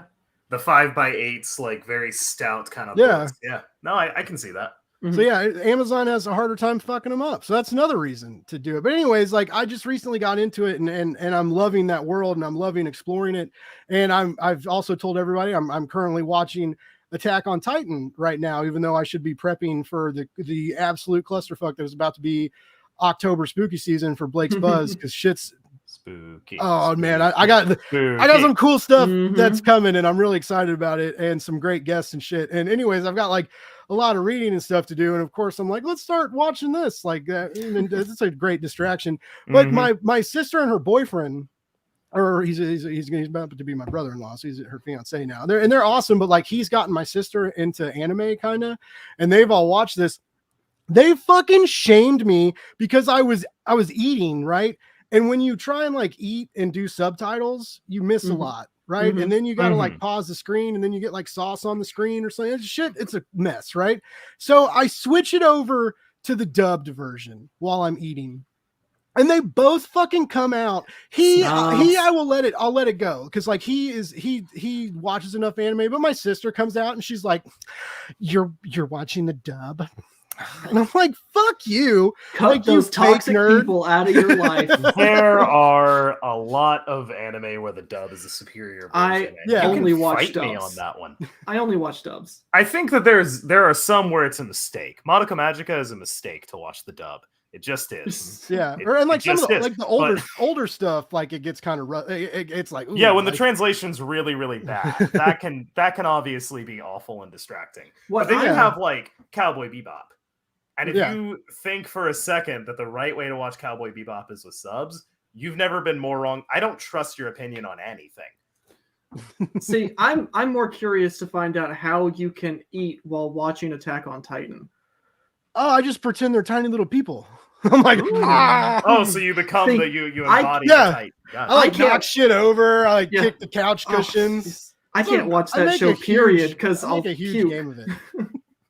No, I don't do it all the, like, I don't just like sit there like I'm just waiting for this show to be over so I go eat some fucking hot dogs and watch Attack on Titan. Like that's all I want in my life. But instead I have to fucking cover these Kickstarters. Fuck. But no, but anyways, I couldn't believe my fucking sister who like is barely a nerd. And again, I want to please don't. I'm so not a gatekeeper. I'm not trying to sound like a gatekeeper. If anything, I was being gatekept for shame. But anyway, so yeah, I was like, that's new. I was like, okay, sorry, but I switched back, and I do agree because the little shit, I love her, right? She's my sister. I got it, but no, she's pretty cool. But she made a good point, and she was like, those Japanese screams just have this guttural like hopelessness that the American dub. And fucking don't, man. Like I was like, man, yeah, like they like recording people being murdered sometimes. Like it sounds so like real and authentic and terrifying. And so yeah, it's anyways, the dubs are pleasant and good, but yeah, they scream better in the normal audio. Anyways, it's always high energy. Yeah. So I mean, if you guys want to check that out, that's we're here to talk about manga, not this Kickstarter going on right now. Yes, I don't understand it either, and I'm so glad. Like I said, I got into stuff. That's the same comment. I'm so good at this, guys. Everybody come do your Kickstarter Jumpstarter with Blake's Buzz. That's the end game here. Yeah, like I mean, just like going into comics blind or hopping into Kickstarter blind, like I remember when I really got into Kickstarter, and then all of a sudden it was like, holy all this different stuff, right? That you can back. And you can back it even when you don't have money. And then the 15th of the month rolls around and 5 fucking campaigns in, and you're like, no, I forgot about you. But no, Kickstarter is awesome. Nice. I started watching Dragon Ball, and it cracks me up. But someone told me that there's too, like, again, just like getting into this, and I have obviously other shit to do, like the live streams and shows, and I don't have necessarily time to watch like a million seasons of Dragon Ball. And so I started reading the DragonAll manga. It's also funny and cute and kind of funny, but dude, Baby Goku and the English dub. Oh man, I live for it. Like I could, a little fucker could talk me out of a bad day anytime. I'll be honest. I grew up with Dragon Ball and Dragon Ball Z, and like, it only now just kind of struck me that that probably was originally in Japanese. Like those voices like Vegeta and Goku, those voices are on Frieza are like so ingrained in my head and who those characters are. It would be really jarring, I think, for me to hear them in another voice. Do you guys remember like being in that? So like I remember like getting off of school in grade school, right? And Cartoon Network did was it called Toonami forever? Toonami? Yeah. So like I remember watching Gundam Wing and being obsessed with Gundam Wing, and I never, like when they had Dragon Ball on, it just didn't really like sing to me. But like I remember like fucking Gundam, man, and now I'm obsessed with like kaiju and giant robots and shit, and that's totally why. Yeah. Gundam, but do you remember like when people talking about these old animes and like they would talk about like sex scenes in these cartoons, and this is how I found out about like Japanese, like what Japanese anime was other than what aired on Cartoon Network, and like these kids were talking about it, and I was like, what are you talking about? And they're like, yeah man, like in the original Japanese one they like cuss and people die and people fuck, and it's like crazy, this whole fucking new world. And I was like, get out of here. You can't do that on TV. And now I'm older, and I'm like, dude, they didn't do some weird shit in anime, dude. Like, but it's cool. Like, so that's kind of like what opened up that world to me. And then I feel like Toonami is probably a little bit the reason why we're all here right now. Oh yeah. In a cosmic sort of sense. It kind of Toonami's a gateway drug. Would you watch a Frankenstein anime? I would. I'd watch a Mechaton anime too. Oh, I would definitely do that in a heartbeat.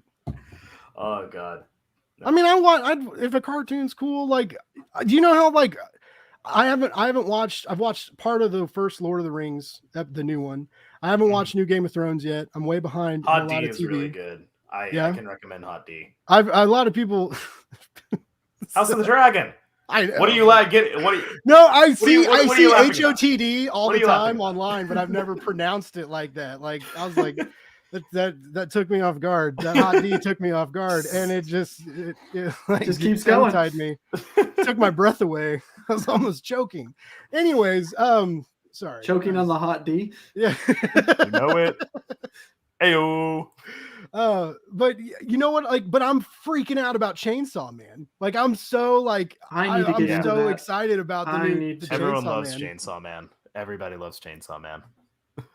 Well, And they're yeah. getting a what do you call it? It's getting a show too. Yeah, Mhm. that's what coming I'm out. like. It comes out October 11th. I'm like, Hell yeah. I'm Oof. pumped for it. Hot headset, hot D, baby. It is what it is. I'm glad David's having a good time.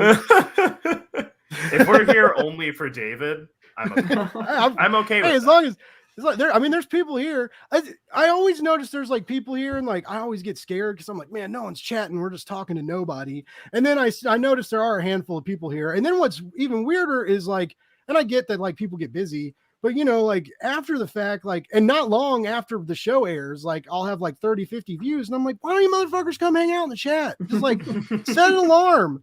Set this fucking reminder like I reminded you about like all week, like come hang out. Yeah. Anyways, I say that, but the other night when I had the Nottingham crew on, the chat fucking blew up and I lost it. I could not keep up with it. I was like, hey, yeah, thanks everybody. And then the Nottingham guys were like talking to people in the chat and too, and I was like, guys, I can't do this. I was like, this is too much. I'm not a Can't machine. be doing both.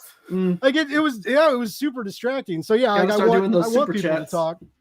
Or yeah, something and like where's the ding that like the money ding where they're like boom and give you money? Oh wait, that's a different kind of show probably. They're paying for something else. Speaking of paying, let's check in. Yeah, let's check in, see what's going on here. 37. We're getting close. That's something. You're at like a percentage. Yeah, that's dope. That's a lot of money. I mean, it's not the $5,000 you need, but it's if someone walked up to me and said, "Hey, Blake, here's $713," I'd be like, "My day is fucking better, sir." Right? Speaking of that, if you want to give me $713, you can go to my Ko-Fi, or if you really want to, you can subscribe to the Patreon, patreon.com/Blake's Buzz. We just launched. I got my music guy is like if the top tier of my Patreon is a new podcast, and I'm doing like a nerd news segment because I get like advertisements from all these publishers and early looks at stuff, and so I'm going to talk about hot indie topics and maybe people being stupid on Twitter, and maybe that might even be me, but anyways, I got my music guy who just like gets me, and it's this like really goofy, lighthearted news intro, and I'm just really excited to like drop that first episode, which will be coming in a couple weeks. But anyways, that's $5 a month, $4 a month. You can get the Hive Mind newsletter, which I'll be doing the first one of those next week. And it's not just going to be about of course it's going to be about comics, but it's going to be, if you like Blake's Buzz, you're going to know who I'm interviewing beforehand. Like pretty much when I set stuff up and how I set stuff up. I kind of want to help. Someone reached out to me today and asked how I get interviews, and I really wanted to be like a cocky prick and be like, come to me. But that happens sometimes. But like, I also like, and like I told them, I was like, dude, just reach out to people. Sometimes they're gonna be like, yeah, DM me, and then you get excited and they ghost you, or sometimes they won't even respond to you. And I was like, as long as you just like know that it's, and I still get irritated about it, right? So like, I need to take my own advice. But anyway, I was like kind of helping people, and so I was like, man, like maybe I can like add some like little podcasting tidbits, or even like for creatives, or because like I know people that have written comics, and they're like, I don't feel comfortable like reaching out to people to like go on their show, and it's like, do it. Like blast them, hit them up. Like most of us are excited to talk to you guys, usually because it means you get a free PDF. I'm like an elephant working for peanuts, but I'm a Blake working for PDFs is basically how this goes. And but it's a cool world, and it's fun to talk to these people. And I really dig this. I really dig this new launch party idea. Like I hope I get to keep doing this. Hell yeah. No, I got it. Yeah, like I mean, it could be worse. I mean, I guess I don't know. Like you guys, Dalton could just be by himself staring at that poster on the wall. Wells at least has. Sir, it's a canvas. I would pay good money to just see him Blair Witch style. Like we come onto a live stream, like standing in the corner. Me and you are talking, and he's just standing in the corner staring at his canvas. The hippo has power. How you doing, BB? What's that? The first season of True Detective? It doesn't like Matthew McConaughey just have like a dot on the wall? Like is all the walls are empty except for one dot? Yeah. That's pretty great. Oh Lord. So what Blake, what is your favorite Universal horror monster? Oh shit. Yeah, man. I love the creature from the Black Lagoon because that's awesome. He always when I was younger, I used to get him and Swamp Thing confused. And now I just kind of like I think of them together. Have they fought? They look nothing alike. I was a stupid child. You have to imagine in the nearly 50 years of Swamp Thing history, they had to have had an ersatz creature from the Black Lagoon fight Swamp Thing. Somebody in the chat, right? Find that issue because I'm gonna need it. But yeah, I always liked swampy stuff in horror movies. Always freaks me out. And Swampy Swamp.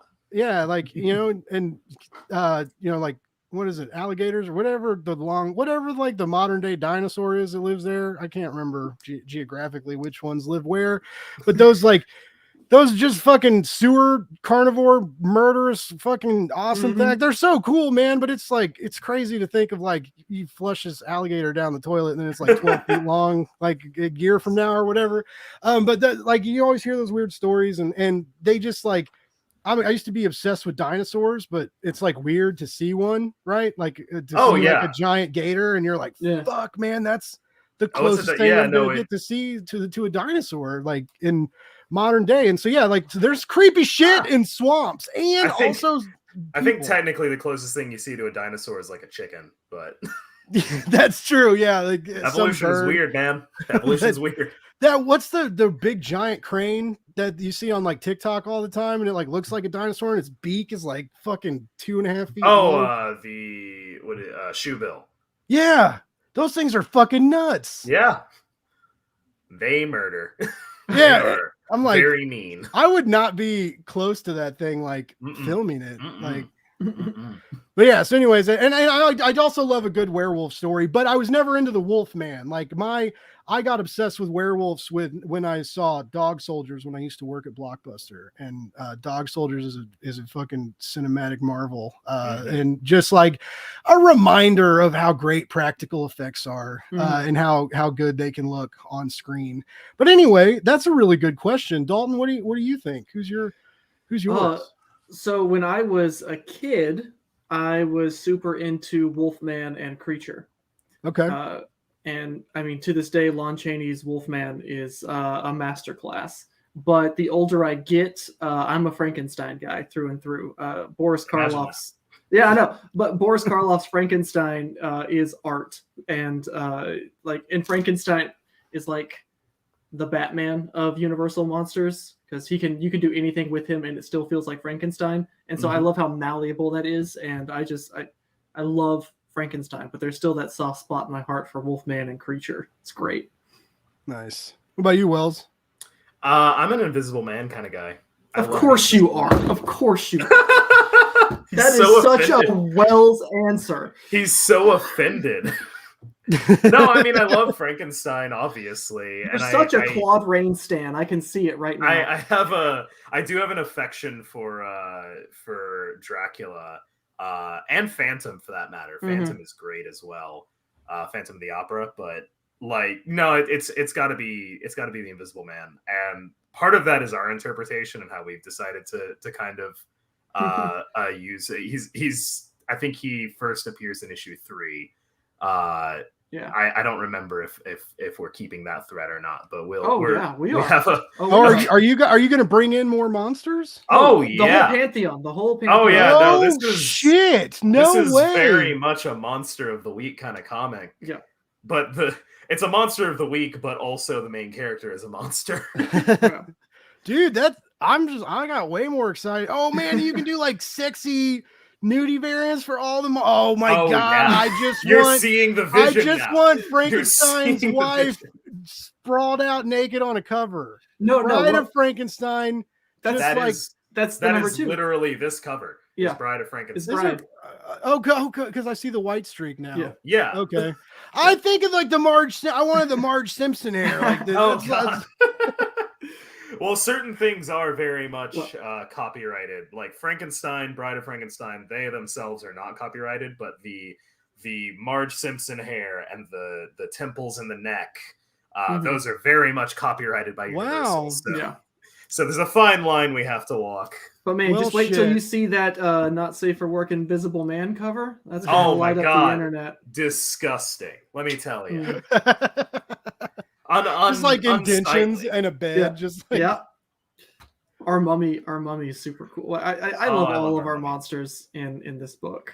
Do you And guys remember when they were gonna do like the Avengers style like movie? Yeah, the dark. theme? That's Yeah. actually that we're is doing how, it better. Okay. That is how I started selling it at toward the end of Arkansas Comic Con, which is our best show ever, and the first show that we had Frankenstein. So I was kind of finally for the first time rubber hit the road. I had to explain the book to someone to try and sell it to them. And by the end, I was like, "This is what the Dark Universe should have been the entire time." is just Barbarian Frankenstein. fiction. Yeah, Frankenstein on a Conan the Barbarian style revenge quest in a post-apocalypse. And every issue he meets a monster, and every issue he kicks the crap out of that monster, Mm-hmm.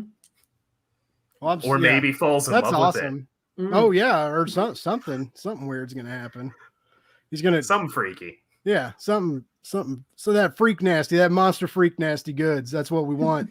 No, I want to call your comic hyper violent, even, but like I feel like a lot of people that like might turn people off. But there's like awesome violence in your comic that looks so fucking good on the page. Like it's so moody in the color scheme and the dark inks and the shadow and like the hopelessness of it all, right? And then even when you like kind of like trick us and be like, you know, when they're like, oh, maybe something good will nope. Maybe maybe he actually is going to be a good guy for. Oh my God, that went right out of the socket. Yeah, like that. I was not expecting that. Oh Lord. By the way, we're at 8 backers, ladies and gentlemen. 8 backers. We could get to 50. We get these guys to 50. Let's go. We only have 29 days left. We're running out of time, ladies and gentlemen. The clock is ticking. My hair is falling out. Do you want to see a bald Wells? Kinda. Don't answer that. Kinda. 8 more backers. God. I mean, it'd be cool if we got like 100 more backers, or it'd be cool if we got like just funded in the next 5 minutes. But I don't know. Like that's, you know, I'm trying to be reasonable. 8 backers. Let's get these guys to 50. Bing, bang, boom. 50 backers. We can do it. I believe in our crowd. I believe in the crowd. Call your friends. Get your friends. Get your friends' moms in the chat. You know, call your sister, your sister's fiance. I don't anybody you know. Get your favorite podcast host's credit card number. Yeah, go. You put that information in. Scrub back earlier this podcast and just take a quick screen cap. It's only on screen for a second, but there's enough. Oh goodness. I keep forgetting I have not posted this tweet saying that I backed your guys' comic. So like, cause I'm trying to do I can't put the link in the main deal. It's like 5 extra fucking steps to do. Oh shit. Again, let's check out my DMs. It's cool. We're just talking about Chainsaw Man. God damn it. All right. Let's make that go away. All right, cool. Wow, man. No, please. You can't. They call me the undoxable because I'll dox myself. You can't dox me because I did it already, motherfucker. Blake and Buzz, the undoxable.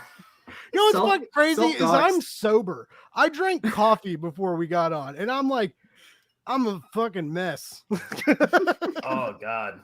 I had one usually I drink before these things because when I did my first live stream, I was really nervous and I was by myself and I got hammered and I drank vodka so fast that like I got drunker as the stream went right. Like I'd stopped drinking and then the alcohol, like I was like, oh no, this is a bad idea. Continuing to catch up to you. And then, but everybody was like, that was so funny. And I was like, I was by myself and talked for an hour and a half. People were in the chat. Like I was like, why are people watching this? It's just me talking about bullshit.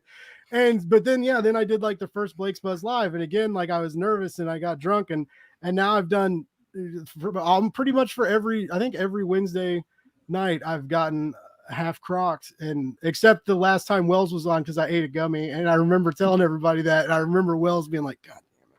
That did happen. I do remember that. Yes. But yeah, so anyways, like I always like to try and get a little goofy. But yeah, tonight I just was like, well, I have 3 shows this week. I'm not getting drunk tonight, tomorrow, and Wednesday. Quitter. And waking up and working in the morning like this. Anyways, I know I'm a failure. I've failed you guys already. I'm gonna tweet your not safe for work cover just so that do it. Rock Just on. fully nude. Full frontal. It actually won't hurt us. It'll only hurt you. So that's fine by me. Hey, I would let both of those women hurt me. Wait, what? No, I'm sorry. Where's okay? I'm gonna not the full one, but the mostly nude one. I'm gonna tweet that. And there's proof that I backed your book with a link. Man, StreamYard, like this computer does not want to work when StreamYard's running. It's like, don't make me do stuff. Anyways, let's see. Maybe some spooky titties will get the people flocking to the campaign. That was our thought too. That was the thought process really behind making the cover. I think so. I've for a lot of times I've thought about doing those, right? Like because they're interesting, and I'm a sucker for pinup covers anyway, and this is like the leveled up pinup cover, right?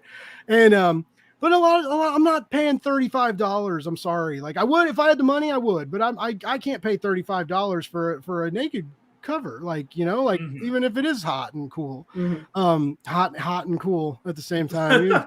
All right, but yeah, but yeah. Anyways, this was very much affordable, and it just I love this artist. But yeah, I kind of hope I'd be interesting to see your numbers too, because it's definitely a trend that I keep seeing more and more people add these to their campaigns, and people are definitely ordering them. I think people are just getting like more savvy about the kinds of genres that you can do on Kickstarter. Because as much as everyone has a lot of different cool ideas, but like the specific thing that tends to grab attention on Kickstarter is like very adult stuff, horror oriented, like nudity and not safe for work stuff, and nostalgia bait stuff, and like big kind of name brand stuff too. Like Cthulhu does really well. Oh my god, reason. Yeah. Everybody's got Cthulhu books out there. That's what I'm saying. Which I'm not going to spoil anything because, well, there's really nothing to spoil yet. But that is how the discussion started on the third arc of Frankenstein. It was like, okay, well, we've done our main story. Like, wouldn't it be stupid as fuck if he fought Cthulhu? And then we were like, well, he is in space for a little while. Yeah. It's not quite a universal monster, but it is a universal crisis. Well, I mean, the good thing about you guys making your own comics, you get to make your own fucking rules, right? Yeah, like, very if true. If you want to throw Cthulhu in there, you can. You want to throw fucking Barney the purple dinosaur in there for some weird fucking reason. It's possible. I'll get good. I think that would actually be against the law, but the thing that brings us down is a purple dinosaur. Yeah. If it's in the public domain, it is not safe from Frankenstein's wrath. Bro, when's Frank gonna fight Winnie the Pooh? Oh God, he is in the public domain now. No. Yeah, they're doing that horror movie. Oh no. Okay. That is the most. No, we do it Kingdom Hearts style, where the only thing that happens is Frank goes and hangs out with Pooh for a day, and he just gets to relax. No, I am oddly excited. It looks so terrible, but that they put the first trailer out for that Winnie the Pooh murder story. Yeah. And it's basically like Christopher Robin like goes back there and he's like, I'm sorry, I forgot about you. And there's like all these animals like stayed in this 100-acre wood for like I almost said Nottingham. I almost said Sherwood Forest. I'm glad I caught myself. Like, but yeah, so it's a 100-acre wood, not Sherwood Forest. But they get left there, right? And he like ends up going back there, and they're all like fucking deranged and unstable, and like it looks like a clusterfuck. As a guy who is very nostalgic for Winnie the Pooh, I don't know if I can watch that one. It's one of those things that like on paper, I think that like okay, that's. You should be allowed to be creative. That's fine. And on the other hand, I am just so disgusted by the mere the idea behind it that I'm just like, I don't have it in me to be like, yeah, no, that's valid. I'm like, no, burn it to the ground. I hate it. Also, the name, like blood and honey. Like, look at this. That's a good title, though. It's such a good title. Like, there's a lot about it that, in theory, in a bubble, I don't hate. But I just genuinely do hate the idea of like the very first chance you got to turn a beloved children's character into a serial killer. You really jumped on that, didn't you? There are some things Jeff Goldblum was very right about. Like Piglet, it makes me uncomfortable. Look at that, though. Look at that childhood killing face right there. He's ready to haunt your dreams and end all your memories. At least Frank was 40 built to be 45. Oh yeah, we're at 900. Hell yeah. Let's see. I'll give a little refresh. Let's see. God, this takes forever. $900. Come on. Five more fucking backers, ladies and gentlemen. Like, or better yet, 55 more. Oh backers. hey, we just got one right there on live. Oh shit! There. Climbing up. That's dope. I was about to pull up my Twitter again. This time I remembered to hide the screen because I tweeted out the cover.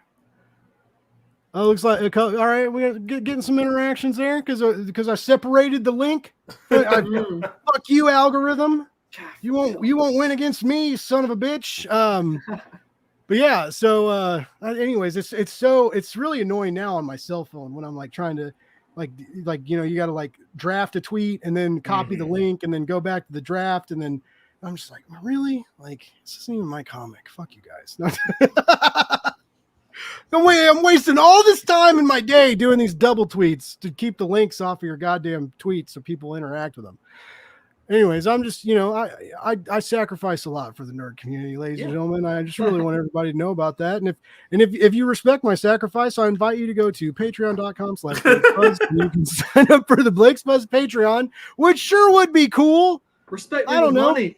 Blake is a martyr. I need you guys to give me money on the Patreon so that when everybody uses my credit card to back this fucking campaign, I can make sure it doesn't bounce and keep these pledges alive. So it's all for the cause. None of it. It's not for me. I mean, it is for me, but it's for the cause. It's for me and the cause. It's for all of us. Yeah, it's for everybody. It's for everybody and Frankenstein and then the future monsters of this universe and future issues and mini series and where we see what happened in space, and that's I'm here for that shit. Tell you that's when we're gonna get Liana Kangas to do a series of 4 Cosmic Frankenstein covers. I'm just gonna announce it here. They told me, they're like, Blake, you can't say that yet, but I'm just gonna announce it here, folks. It's a real thing that's really happening. Listen, if I can, like, there is a level, if we get the support that we really need for it, I would absolutely approach Liana Kangas about a cover. The problem is, and you may know this, and I know everyone in the indie comics community knows this, she is basically famous now and doesn't have any time. And I don't even mean this as an insult. I don't mean this as anything, but if it's a very show me the money. It's like, I've got all these offers. Why should I choose you?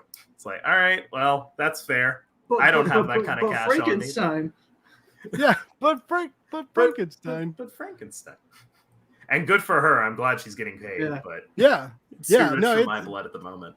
Yeah, it's I imagine. I mean, we in the green room we talked about Dalton turned down Alex Ross because he was like, great. I'm real glad you did a new Fantastic Four book, Alex, but like, this is Frankenstein. Okay, this isn't America's favorite family. This is fucking Frankenstein, and I'm looking for. I'm gonna pass, Alex. Like, I appreciate your interest, but look, the vibe in over here, it just doesn't work. In retrospect, a Frankenstein Fantastic Four crossover sounds excellent.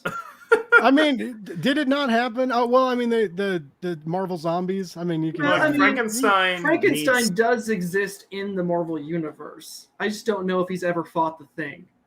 And I really want to see that. I want to see Frankenstein arm wrestle the Thing more than I want to have a son. More than I want any offspring. I want to see that image. And that's an issue long arc of just him, just them back and forth. Oh yeah, no, there's all this Fantastic Four cosmic bullshit happening around, but like the story is the arm wrestle. Yeah, like the world's going to shit, and Johnny Storm's already dead, and okay, we're going. Johnny Storm's dead. That's not actually relevant. I just don't like bubble. They're arm wrestling. Yeah. By the way, ladies and gentlemen, I can consult your comic book if you aren't worried about like IPs or copyright infringement. I will give you some really good ideas for your Kickstarter comic, or I guess you can do whatever you want now and like call it a zine. Is like that the rule? Yeah. I love your indie dream, but can we put Batman in it? Oh, definitely. That's the question. You can do anything you want and call it a zine. The catch is you can't make money off your zine. But comic conventions are funky because like that guy across the aisle selling Batman prints, who I know does not own the license to Batman, but I can't sell my Batman zine. I don't know. I think I can get away with it. Well, I would love. I don't even know how that would begin like to take shape. But it does a little bit surprise me that they've let people go on for this long, just being like, yeah, here's Batman sitting on the toilet, and I'm going to sell that to you. The fact is, for it's real money. Super hard to police. Yeah. That's the only reason. Is it? Because they go to comic conventions and set up a booth and advertise themselves. Yeah, you know how many conventions happen all the time? How many booths like to actually put up with all, and then there's DeviantArt and all sorts of Patreon stuff. Like it's just, you can't police that. I was going to say, the way to do it is, here's my zine. It is free, but also here's a donate button. Yeah. Completely unrelated. Yeah. Yeah, because you can make that donate button be whatever. I've noticed that, like, there's usually always the $1 deal. Because someone told me a while back, they were like, man, if you're broke, like giving $1 actually does help these campaigns because it like helps the algorithm, but it will like, it'll show as another backer, not necessarily as the money that gets made, right? And so like you can kind of help, and sometimes you can get a couple digital comics out of that $1 too. It depends, but I've noticed sometimes it's like $10 because you believe in it, and I was like, and what? Like what? What else do I get for 10? Like, man, one or two, but like, $10, and then for $12 you get the comic, and I'm like, this pricing tier is weird. Like, I don't know what's going on. I don't know who talked to you, like in the before you guys click launch, but there's a balance that's not being had here. So yeah, anyways, I've noticed that weird tip jar does fluctuate from campaign to campaign. So well, yeah, there is no standard. It's just based on what you think you can get away with and what you've seen work at other at other campaigns. That's basically like all that we have. Is we don't have a unified guideline of like, here's how much a comic costs on Kickstarter. It's just, true. It's just whatever people are willing to pay for it, really. Which is a shit ton of money. Well, I mean, not a shit ton, but I think most of us that are fans of Kickstarter, like, unless you're going like digital all the time, but most of us are at this point are cool, with like paying, especially like in second and third issue territories, like with Mecha and Frankenstein the Unconquered. Like, I liked issue 1. I'm ready for 2. For sure. Now.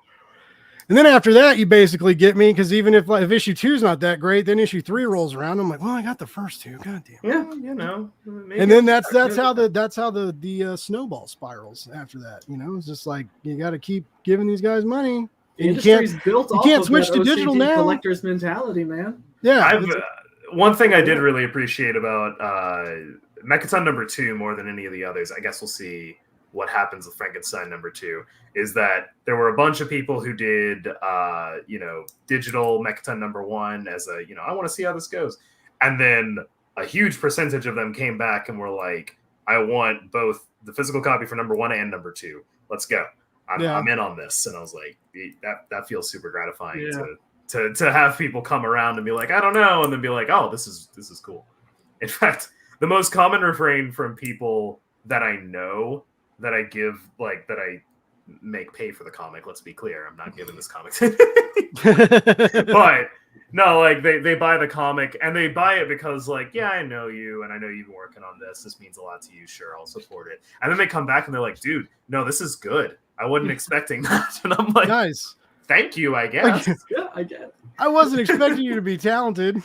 Like, you're like, thanks, Mom. They're like, no, it actually looks good in the story. Yeah, no, the first thing they say is they look at the book and they actually flip through it and they're like, oh, this looks good. And I'm like, yeah, I don't hire like bad artists. I work with good artists. This isn't like we're going to hang it on the refrigerator art, ladies and gentlemen. Yeah. Then they read it and I'm like, I had this like, it was like a pain in my chest. And I'm like, do you mean you had like, you felt an emotion? They're like, yeah, that's what happened. No, it was heartburn. I was eating hot dogs and watching Attack on Titan, right? And then I ran out of hot dogs, and then like the episode ended, and then I was like, let me read this comic. And then I was like, oh, fuck, my chest hurts. That was me last night prepping for the show, actually. We do not recommend eating an inordinate amount of hot dogs before reading Frankenstein. Yeah, and or watching Attack on Titan at the same time. Yeah, no doctor would recommend that. Yeah. I live a healthy lifestyle, ladies and gentlemen. Oh, shit. Well, you know what? I asked for 50 backers and you fucking cowards haven't listened to me. You're making me look bad on my Kickstarter Jumpstarter launch party. Kickstarter Jumpstarter, all right. Kickstarter Jumpstarter launch party. Kicking and jumping and backing. Kicking, jumping, back. I don't know. That's not really. That's not what we're gonna call it. You're trying. That's all that matters. No, no. Put that on a shirt. Kicking, jumping. If you guys didn't watch this one random, I should start doing that. I should make like stupid like t-shirts based on weird moments of the live stream that like 5 people would know about. Maybe one will take off. I did shockingly sell a lot of those Love More Hate comic shirts. It's funny when I made the t-shirts, my family bought them, right? Like that's who bought the first handful. And then like my aunt and cousin, like some people bought like some hoodies and some stuff. And I was like, okay, that's cool. But then when I made the Love More Hate Less Read comic shirt and the rainbow variant, like, dude, those, I mean, like, I got like $2 a shirt, right? Because I'm using TeePublic to sell my shit. Sure. But I mean, like, I was like, I bought comic books with t-shirt money. Like, I got to say that like once, like when I was like paying an invoice to the comic shop, I was like, holy shit, like I'm paying you with t-shirt money. That's awesome. Bought 3 whole comics. I'm just kidding. I mean, but it was crazy. And then, I'll like, have they were double sized. Yeah, one of them was a variant. Go fuck yourself, ladies and gentlemen. And while you're fucking yourself, buy that not safe for work variant for Frankenstein the Unconquered. We are the kings of Segway here, and I'm just not really, but like I just 47. Come on, we're close. Come on, let's get to 50. I'm just gonna remind people that pull that graphic back up. Yeah, like, ladies and gentlemen, the thermometer is not an active thermometer, by the way. That's just a graphic that's not going to change. But I do want to remind people that if we get 53 more backers, everybody gets a commentator script with director's commentary. I don't know how many physical backers we're dealing with. If everybody's backing physical, which that can't be the case because the math isn't. I'm not great at math, but I'm pretty sure I'm just going to say the first 50 by the end of the stream. If we haven't reached 50, that's fine. Just the first 50 by the end of the stream. We have. Yeah, let's do that. 3 more. But we do have to hit 50 backers. That's the rule. 3 more, and you get the script with commentary, and Wells will tell you his secrets, his storytelling secrets. He's going to make everybody famous storytellers. 3 more. Our commentaries don't do that. All right, it's more like, hey, here's a dumb thing that we thought it would be that would look cool. Our comics are basically a back and forth of member berries. It's like, I remember doing that. I remember. That's great. Oh, dude, I did not think this would work out that well, and you're like, me neither, man. This is not. Well, hey, three more backers, and you get some monotonous director's commentary. I'm trying to sell it for them, ladies and gentlemen, and they're like, no, Blake, it's not that cool. Like, yes, it is. It's very cool. 3 more. It's gonna be the coolest fucking thing you guys have ever seen. I promise. Maybe. I will put nothing behind that promise, but I do promise. Put that on a pull quote on somebody else's comic. That was the coolest thing that I've ever seen. This director's. I don't even read director commentary, and I read this twice. And the second time it was even better. 3 more backers. Come on. No, I'm always super fascinated by like what scripts look like and the machinations and how people like put those stuff together. So I thought, especially when you write, like there was a time. Well, like I used to write fiction. Your camera always, dude, it fucks me up. I always think I hate it. I'm sorry. I'm like, am I having a seizure? No, like, and then like right before that, it like pulls in. Like he'll be talking, and then it's like, and I inadvertently move with it for some reason. I'm like, oh, no. It's like, what do I do with my hands? And anyway, but yeah, so I used to write fiction, and then when I really wanted to write, when I decided that like I would like to try writing a comic book one day, and it's like, man, you kind of get lost. And luckily, I've done enough networking, and I can like ask people stuff. But there are so many deluxe Marvel and DC hardcovers and stuff, even indie books too, and you can like go to the back, and they show you like they go from script to roughs to pencil, you know, like they'll show you like the whole deal, and it's very cool to read other people's scripts, because it's funny, because sometimes they're like the writer, you like now, and I don't want to slight anybody, but like, you know, sometimes you think these writers are like so prolific, right? And you're like, God, man, they get it, this emotion and so raw, and the dialogue and stuff. But then every now and then this panel will be like, anyways, like make it look cool.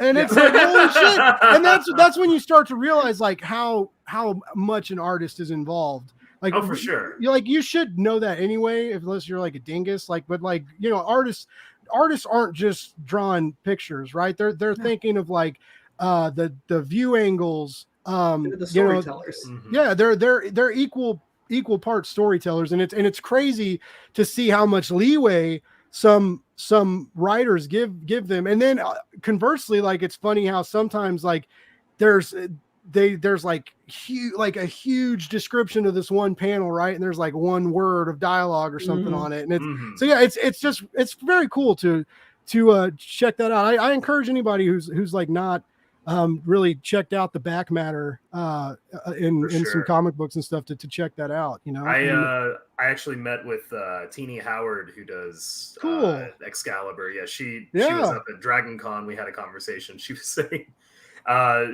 her scripts are, depending on who she's working with, it'll be like, hey, you know that thing you did a couple issues back? Yeah, do that again. Like it's just super literally just like in kind of an informal letter to the artist, like, hey, here's the vibe I'm going for. This is roughly what I'm thinking. I trust you. Yeah. Ignacio knows. I think he's contracted all over Indie Comics Twitter right now. This guy's fucking he's making stickers, he's making covers. I think he was in some anthology stuff. He was in the new the new Mad Cave anthology for Ukraine. Oh, I've heard of that, but I have not. I don't know the name of it yet. This is why I don't like live streaming. That's what it's mad about Ukraine. That's what it has to be, right? Guys, we're one backer away. We're one backer away. Lower your sights. Lower your sights. Is their anthology that you just in? All right. Anyways, yeah. Look at this. Look at that. 49. You guys are almost getting a script with really awesome commentary in it. So speaking of, you guys, how do you approach your script writing as a pair? Like, do you guys have like a Google Docs and you like go back and forth? Or Actually. Yeah, nice. We have a Google Doc. We generally like one person will tackle the script, and then when they're done, or if they get to a point where they hate it, they're like, okay, you know, what do you think? And then the other one will kind of edit it or just completely take over and rewrite it from scratch if they want to, and just we build off each other until we have something we really like. But yeah, that's I can't stress the importance of Google Docs. It is the thing that makes this possible. And the app quit working for some reason on my phone and new tablet the other day.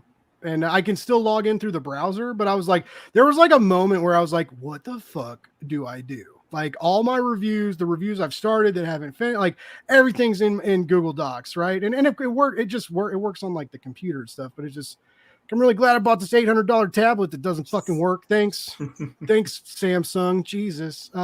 Anyways, yeah, and also, and I'm excited for this too. Like as you guys do these future Kickstarter campaigns, the more you work together, the easier it's going to be to tell stories with each other. And you know, I'm excited for you. If you guys are already knocking it out of the park on issue 1, and I'm stoked for issue 2. Like I'm very excited to see where you guys take this crazy monster world. Now that I know like there's gonna be more monsters and stuff, I'm so excited. Ignacio, you're welcome. I'm glad you appreciate me forgetting the name of the comic book you were in when I tried to talk about it. Anytime, baby, I'm here for you. But no, Ignacio's awesome. And if he's another one, like if you can get on his schedule, it's well worth it. He does some really gnarly stuff. There's our 50. Yeah. No way. No. Holy shit. 50 backers. 50? Okay, now do 500. No. Yeah, an easy $1,000 real quick, ladies and gentlemen. Yeah, like just someone get that in. collector tier. Someone buy that collector tier, right? Just get it. $80. Boom. Just get it. Adopt some Get pages. Get your mom's credit card. You do it for Minecraft. Do it for us. Tell her you're donating to the church. For the we won't tell. I mean, there is a Church of Frankenstein in the book, so like you wouldn't be lying. True. I didn't say what church it was. Yeah. No, I'm stoked, man. I'm always scared when I do these things that like they're just gonna like epically fail, and especially like this is new to me, but like I still I get self-conscious sometimes, like right now, like, and it's getting later, but like right now there's 3 people in the chat, you know, and I'm always worried that like you guys, like someone's going to be on my show and they're like, oh, cool. I'm really glad I spent 2 hours with this dude. So 3 people can listen to me talk, but no one's ever said that to me, by the way, and more people watch it later, but I'm always like scared of that, you know, like like the part of me was like, you know, what if fucking like no one backs this fucking deal tonight, you know, like we just sit here and like, wouldn't it be cool? It would just be a stream of me sitting here crying. Which, take it from someone who knows, that can be very fun to watch. Oh, it's hysterical, but it is great. unfortunate. Hello, Noodle. Say hello, Noodle. How does this compare to like previous camp? You said you had more. Side note: my sister's cat let me scratch its belly the other day, and it like blew everybody's mind. And I was like, I don't have cats, and so I was like, what? I do this to the dog all the time, and they're like, cats don't like that. I was like, why wouldn't cat want his belly rubbed? Anyway, It depends on the cat. That's what I heard. Yeah, like some cats are belly finicky. Right? Noodle loves getting her belly scratched. Cornifer, who is a big orange fuck around here, he does not. He does not like you to touch his. And then there was Jonas, and he would turn into a furry little bear trap if you were to touch his belly. Are you still fostering right now too? Oh yeah. No. We have 4 kittens in our bathroom. Ash, Vander, Alexander the Great, and Myrtle. See, I appreciate people doing that, and I think it's awesome. But like, I couldn't get attached to an animal and then give it away, or even if like you knew it was going to a good home, like I would be. That's how I would turn into the crazy cat man or the guy with too many dogs, you know? Yeah, you feel like that might be the case, and then you start doing it, and you're like, get out of my house. Oh my God. Oh shit. That's funny. But yeah, how does this compare to like your guys' last Kickstarters? I've been joking with Wells, you know, that he just like loves to torture himself, right? Because he just hopped from one campaign and like didn't even really give himself time to breathe. Like he just was like, he got done with one campaign, got a bunch of foster kittens, and then started a new campaign. Like, he had Dragon Con, he's fine. But like, do you guys are you like nervous, like the jitters, like do those ever go away? There's always going to be jitters. That's never going to go away. I think they'll come in. It does depend sort of on what the pace looks like, but they'll come in earnest here in, I don't know, probably next week. If especially if we manage to get like fully funded in the next couple days or in the next week or so, great. No worries at that point. Well, yeah, well, because if not, you got the lull, right? If you don't do it in like the first week and a half, then you got like 2 weeks of like watching an inchworm crawl, right? Yeah, till that rough. final 48 notice, and then it blows up again. That mechaton crawl was rough. rough. Really? Oh, for the last issue or for the last issue? Yeah. Oh wow! Issue. It was quite a lot to deal with, and I think it was just people hurting from the economy. You know, gas prices went up. It was just bad timing, but things are starting to get a little bit better. Hot dogs are getting more expensive. Yeah, man. I'm gonna watch Attack on Titan now. Yeah, I'm getting that all beef shit. I'm not buying that. I'm not buying that cheap Oscar Mayer weird knockoff brand hot dog. No, why would you? No. I have standards, ladies and gentlemen. You may not look like it. Let me tell you, I went to Taco Bell. And their dollar menu is now a like $1.49 menu. Yeah. What? No, unacceptable. Or like, have you ever noticed when you go to McDonald's, so they have the McDouble and then the double cheeseburger, and the double cheeseburger is like $2.50. It's like 50 or 75 cents more, and they just give you an extra piece of cheese. It's a fucking double cheeseburger with 2 slices of cheese. You can get the McDouble for way cheaper. Anyways, you guys should go buy some McDoubles instead of going out to a fancy lunch, right? Go buy some McDoubles and some small fries, and then put your money into Frankenstein the Unconquered. Let's get take what you would have spent on the McDouble and buy 2 copies of Frankenstein. Yeah, I'll even throw in like a craft single with that. Like that you can put in between. I will send you a comic and some cheese. If you request it, I'll say this loud and clear for everyone here. If you request it on your survey, if you give me the note, I will give you a craft single in your comic. I don't know why you would want that, but I will do that for you. I care about my fans. That is customer service, ladies and gentlemen. Yeah, you'll get a craft. I will make you a Frankenstein grilled cheese. Don't think I won't.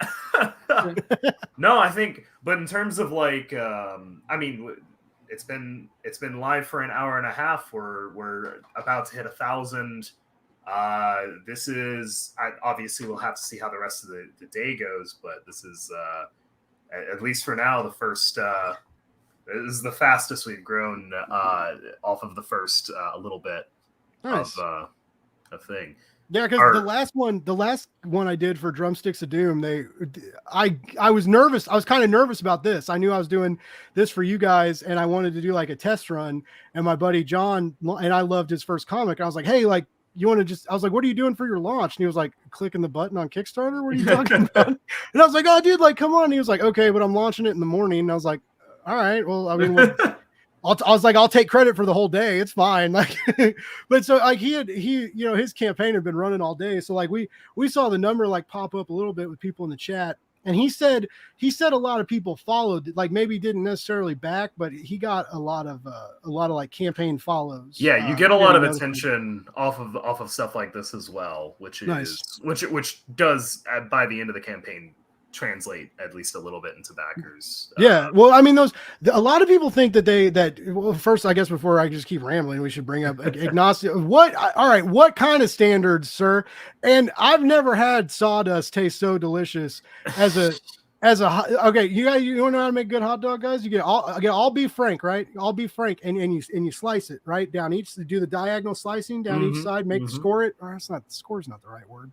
Anyways, you slice it. And then you roll it over and you slice it on the other side. If you got an air fryer, you can put that motherfucker in the air fryer for about 3 minutes, and then you flip it, put it on for another, and then it gets like kind of crispy and greasy. And then when that's done, then you take your bun, right? You take your bun, you put the hot dog in there, maybe put a little bit of cheese on that bad boy, maybe a little barbecue sauce, maybe some crunchy onion straws. I don't know, maybe some chili if you got some chili. Then you put that back in the air fryer for just long enough to melt the cheese, and the bun gets a little toasty.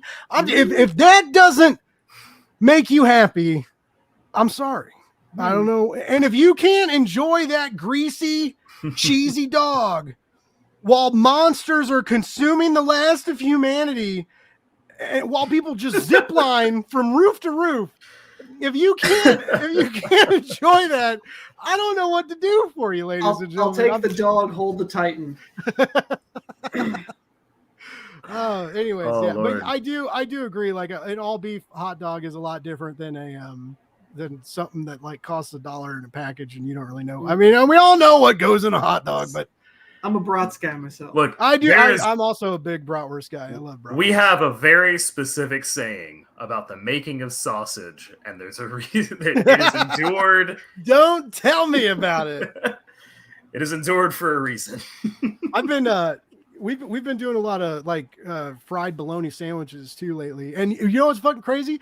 Bologna, like all beef bologna. Another thing, like from the deli, like if you get like real thick cut bologna, dude, like a pound and a half of that's like $22 fucking. I'm like, are you fucking serious? Is this like Wagyu bologna? Is this like A5 butthole and lip? Like, I don't know, man. I would love to see somebody market Wagyu bologna. That would I honestly, I would buy it out of curiosity. Like I'm a server. I would sell that. Yeah, let's do it. I saw some. I finally like saw real life Wagyu at one of the fancy grocery stores the other day, and I was like, oh man, I thought because it would have been like $85 for like one of the nice steaks, because it was like, it wasn't A5 because it was too cheap, but it was like $49 a pound or something like that. And I was like, good God. And I like, but you know, all I want to do is try. Like, I watched a YouTube video of a guy taking a bite of like A5 in Japan. And I know it won't necessarily be like, or it won't, because I can cook, but I can't cook like this. And they're at this like A5, like they fucking like brought out a picture of like the cow and the cow's name and how old it was. And they like showed this dude this animal that he's about to eat part of, but he took a bite and he fucking cried. I was like, I've never eaten anything and cried. Did you see? Do you think that happened with the Arby's Wagyu burger? Because Arby's had the audacity. That was a good, for a fast food burger. That was a fucking good fucking burger, though.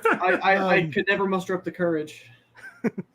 Yeah, it was just an actually really solid. I don't think there was any. If there was Wagyu in it, it was like trace, you know, like it was, but it just was enough that they could call it that. Yeah, but for like a burger you get at any fast food, that if you could like drive around a place and leave with a bag of burger, it was dope. It was good. That's the bad part about Blake's Buzz, is we all give away all our great ideas. It's We're been gonna happening. make you pay for Frankenstein. It's been happening. Hey, speaking of pay, we bumped up to we broke 50. Hey. We broke 50. Hell yeah. Well, guys, I know it's. I mean, it's up to you. Like, I kept you 2 hours. At some point, I have to go pick up my wife from work. She has been waiting patiently. like an hour ago, she's just like, "Fuck this guy's comment." God, where is he? Well, no, I mean, hey, I had fun. This was fun. Absolutely. Well, this is the second time I got to talk to you, good people. Dalton, you're you and that canvas on the wall. Anytime you guys want to come back on the show, you're more than welcome. But no, let's real quick. Let's let everybody know where to find both of you online and keep track of you. Dalton, you want to start us off? Yeah, I am on any social media that matters at Dalton K. Shannon across the board. Making it easy. Of course. Yeah, you know, that's a username that just wasn't taken anywhere. It was great. And of course, on the Frank Kickstarter, and Wells has a Ko-Fi set up for us as well. Yeah, we're pretty much anywhere. Nice. Yeah, I'm still shocked when I picked Blake's Buzz. Like when I started, like I was like Instagram, it's not taken anywhere. Blake'sBuzz.com is mine. I was like, dude, this is, if you Google Blake's Buzz, like I'm everywhere. I'm like, that's awesome. How the fuck did that happen? Like that is insane. So usually like the stars aligned. Like I was meant to be Blake's Buzz. I was meant to fucking help you guys jumpstart your Kickstart. No, we appreciate it. I again, like this was super fun. Wells, like where do we find you and your feline entourage, and where do we send flowers to your wife since you've stranded her so you can do this fucking live stream? Send to Vanderbilt campus. I'm on Twitter at Wells Thomp, hence the name right there. Website wellsthompson.com, that connects you to everything else, and Ko-Fi at ko-fi.com/Wells Thompson. And if we're not running a Kickstarter, then you can go to Ko-Fi to pick up all of our comics. All of them should be there now. You guys have a store running through there? We have a storefront as well, yeah. So Heard you could do that. can pick up our comics through there if we don't have a Kickstarter, or you just don't like Kickstarter for some reason. This is a weird place to be if you don't like Kickstarter, but here we are. Thanks for watching my show. Absolutely. They're like, I came here to talk about hot dogs and Attack on Titan, not to be fucking berated with Kickstarter advertisements and indie comics. Bah! These are the comics you guys can't for see. yourself. I know. Yeah. I'm about to fucking. I'm glad you guys got to be on the last Blake's Buzz Live. I'm gonna rebrand hard after tonight. Love that. Here's the link. This comic book is really fucking awesome. 52 backers. We got another one. That's awesome. Thank you for everyone who came out in the chat. Thank you for both of my talented Sincerely, guests for coming on. Thank you guys so much. Yeah, like this again, like as a nervous streamer who this is like, you would think that like all you do is Blake, you just talk about comic books and be goofy, you know. But yeah, but this is different. Live shit's weird anyway. Yeah. But like when you're like watching this number and you're like, is it gonna go? Like I don't know, like you know. But no, I'm really glad. I hope the rest of the campaign continues like this for you. It'd be great if it got you guys funded before that last slump, you know, and then to just make it easy. I know Wells fucking deserves it. He needs a fucking break. Telling him. Actually, you know what though? Stay with it, dude, because everybody I know that's like mega successful on Kickstarter does this. Mm-hmm. Like if you can make yourself do this and stay alive, basically, you know, and not burn yourself out and stay comfy and you know keep the fun going. Because like I said, you know, if you start to hate it, your fans are going to notice that too. Oh yeah, and so, but I mean, if you can do this regularly and make Kickstarter yours, you know, like I said, like you guys are obviously, you can crank out the goods, you can crank out the issues, and you can tell great stories. So like if you can stay on top of it, like I'm excited for you. But also, if you need to take a break, we'll all be here when you come back. Just so you know. I know at this point we're planning on once we finish this one out, our next one isn't until beginning of next year. But then we'll have a serious talk. We're obviously doing that one, and we also have some more stuff planned. We're going to do a serious talk about how many we want to actually accomplish in a year. Once a month, just churn them out. Oh, I've seen it happen. I mean, there's a couple people out there that can do it, and they make a lot of money. Well, I mean, it looks like they make a lot of money. They certainly make a lot of campaigns. They certainly make a lot of books. Like, I know the business of this. They're not making a lot of money. Yeah, because I get like the higher the number is, the more books you got to print, and it all there's not. I get that, but yeah, it's still cool to like see people like have. I think it's fucking it's rock and roll, baby. It's like like I could go to the direct market and try, and I think you guys have good enough comics that an indie publisher, like I've read many worse comics than Frankenstein and Mecha from. Can we get a full quote for that? Yeah, I've read worse. This is not the worst comic I've ever read in my life. But no, like I mean, there's a lot of junk that comes out from bigger publishers, and there's a lot of times where I'm like, what the fuck, really? Mm-hmm. And like this is in a shop, you can just like go buy this anywhere, and it's just like sometimes it feels like people aren't trying. Oh, you're reading Dark Crisis too. Oh, yeah, that's why I'll never get those DC comps or those be on that press list.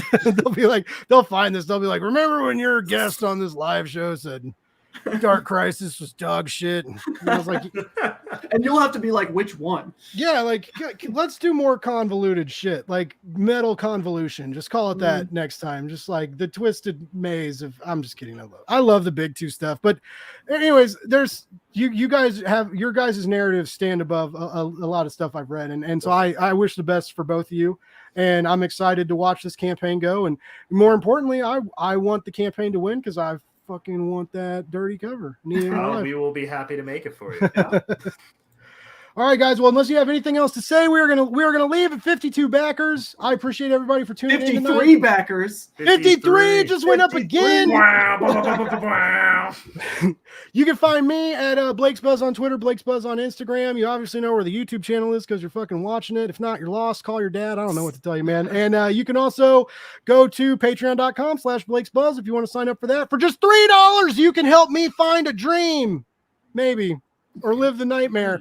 I appreciate the help anyway. I appreciate I appreciate my listeners. Even if no one ever gives me money, I'm not fucking going anywhere, and I love all you guys.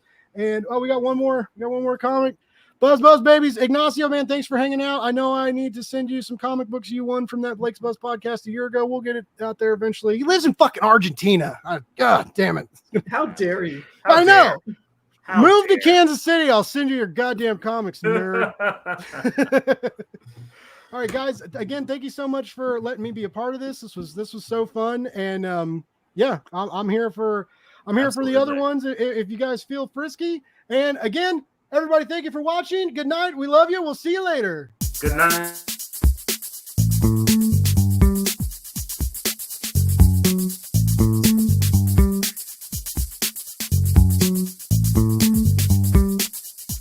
It's Blake's Buzz Live.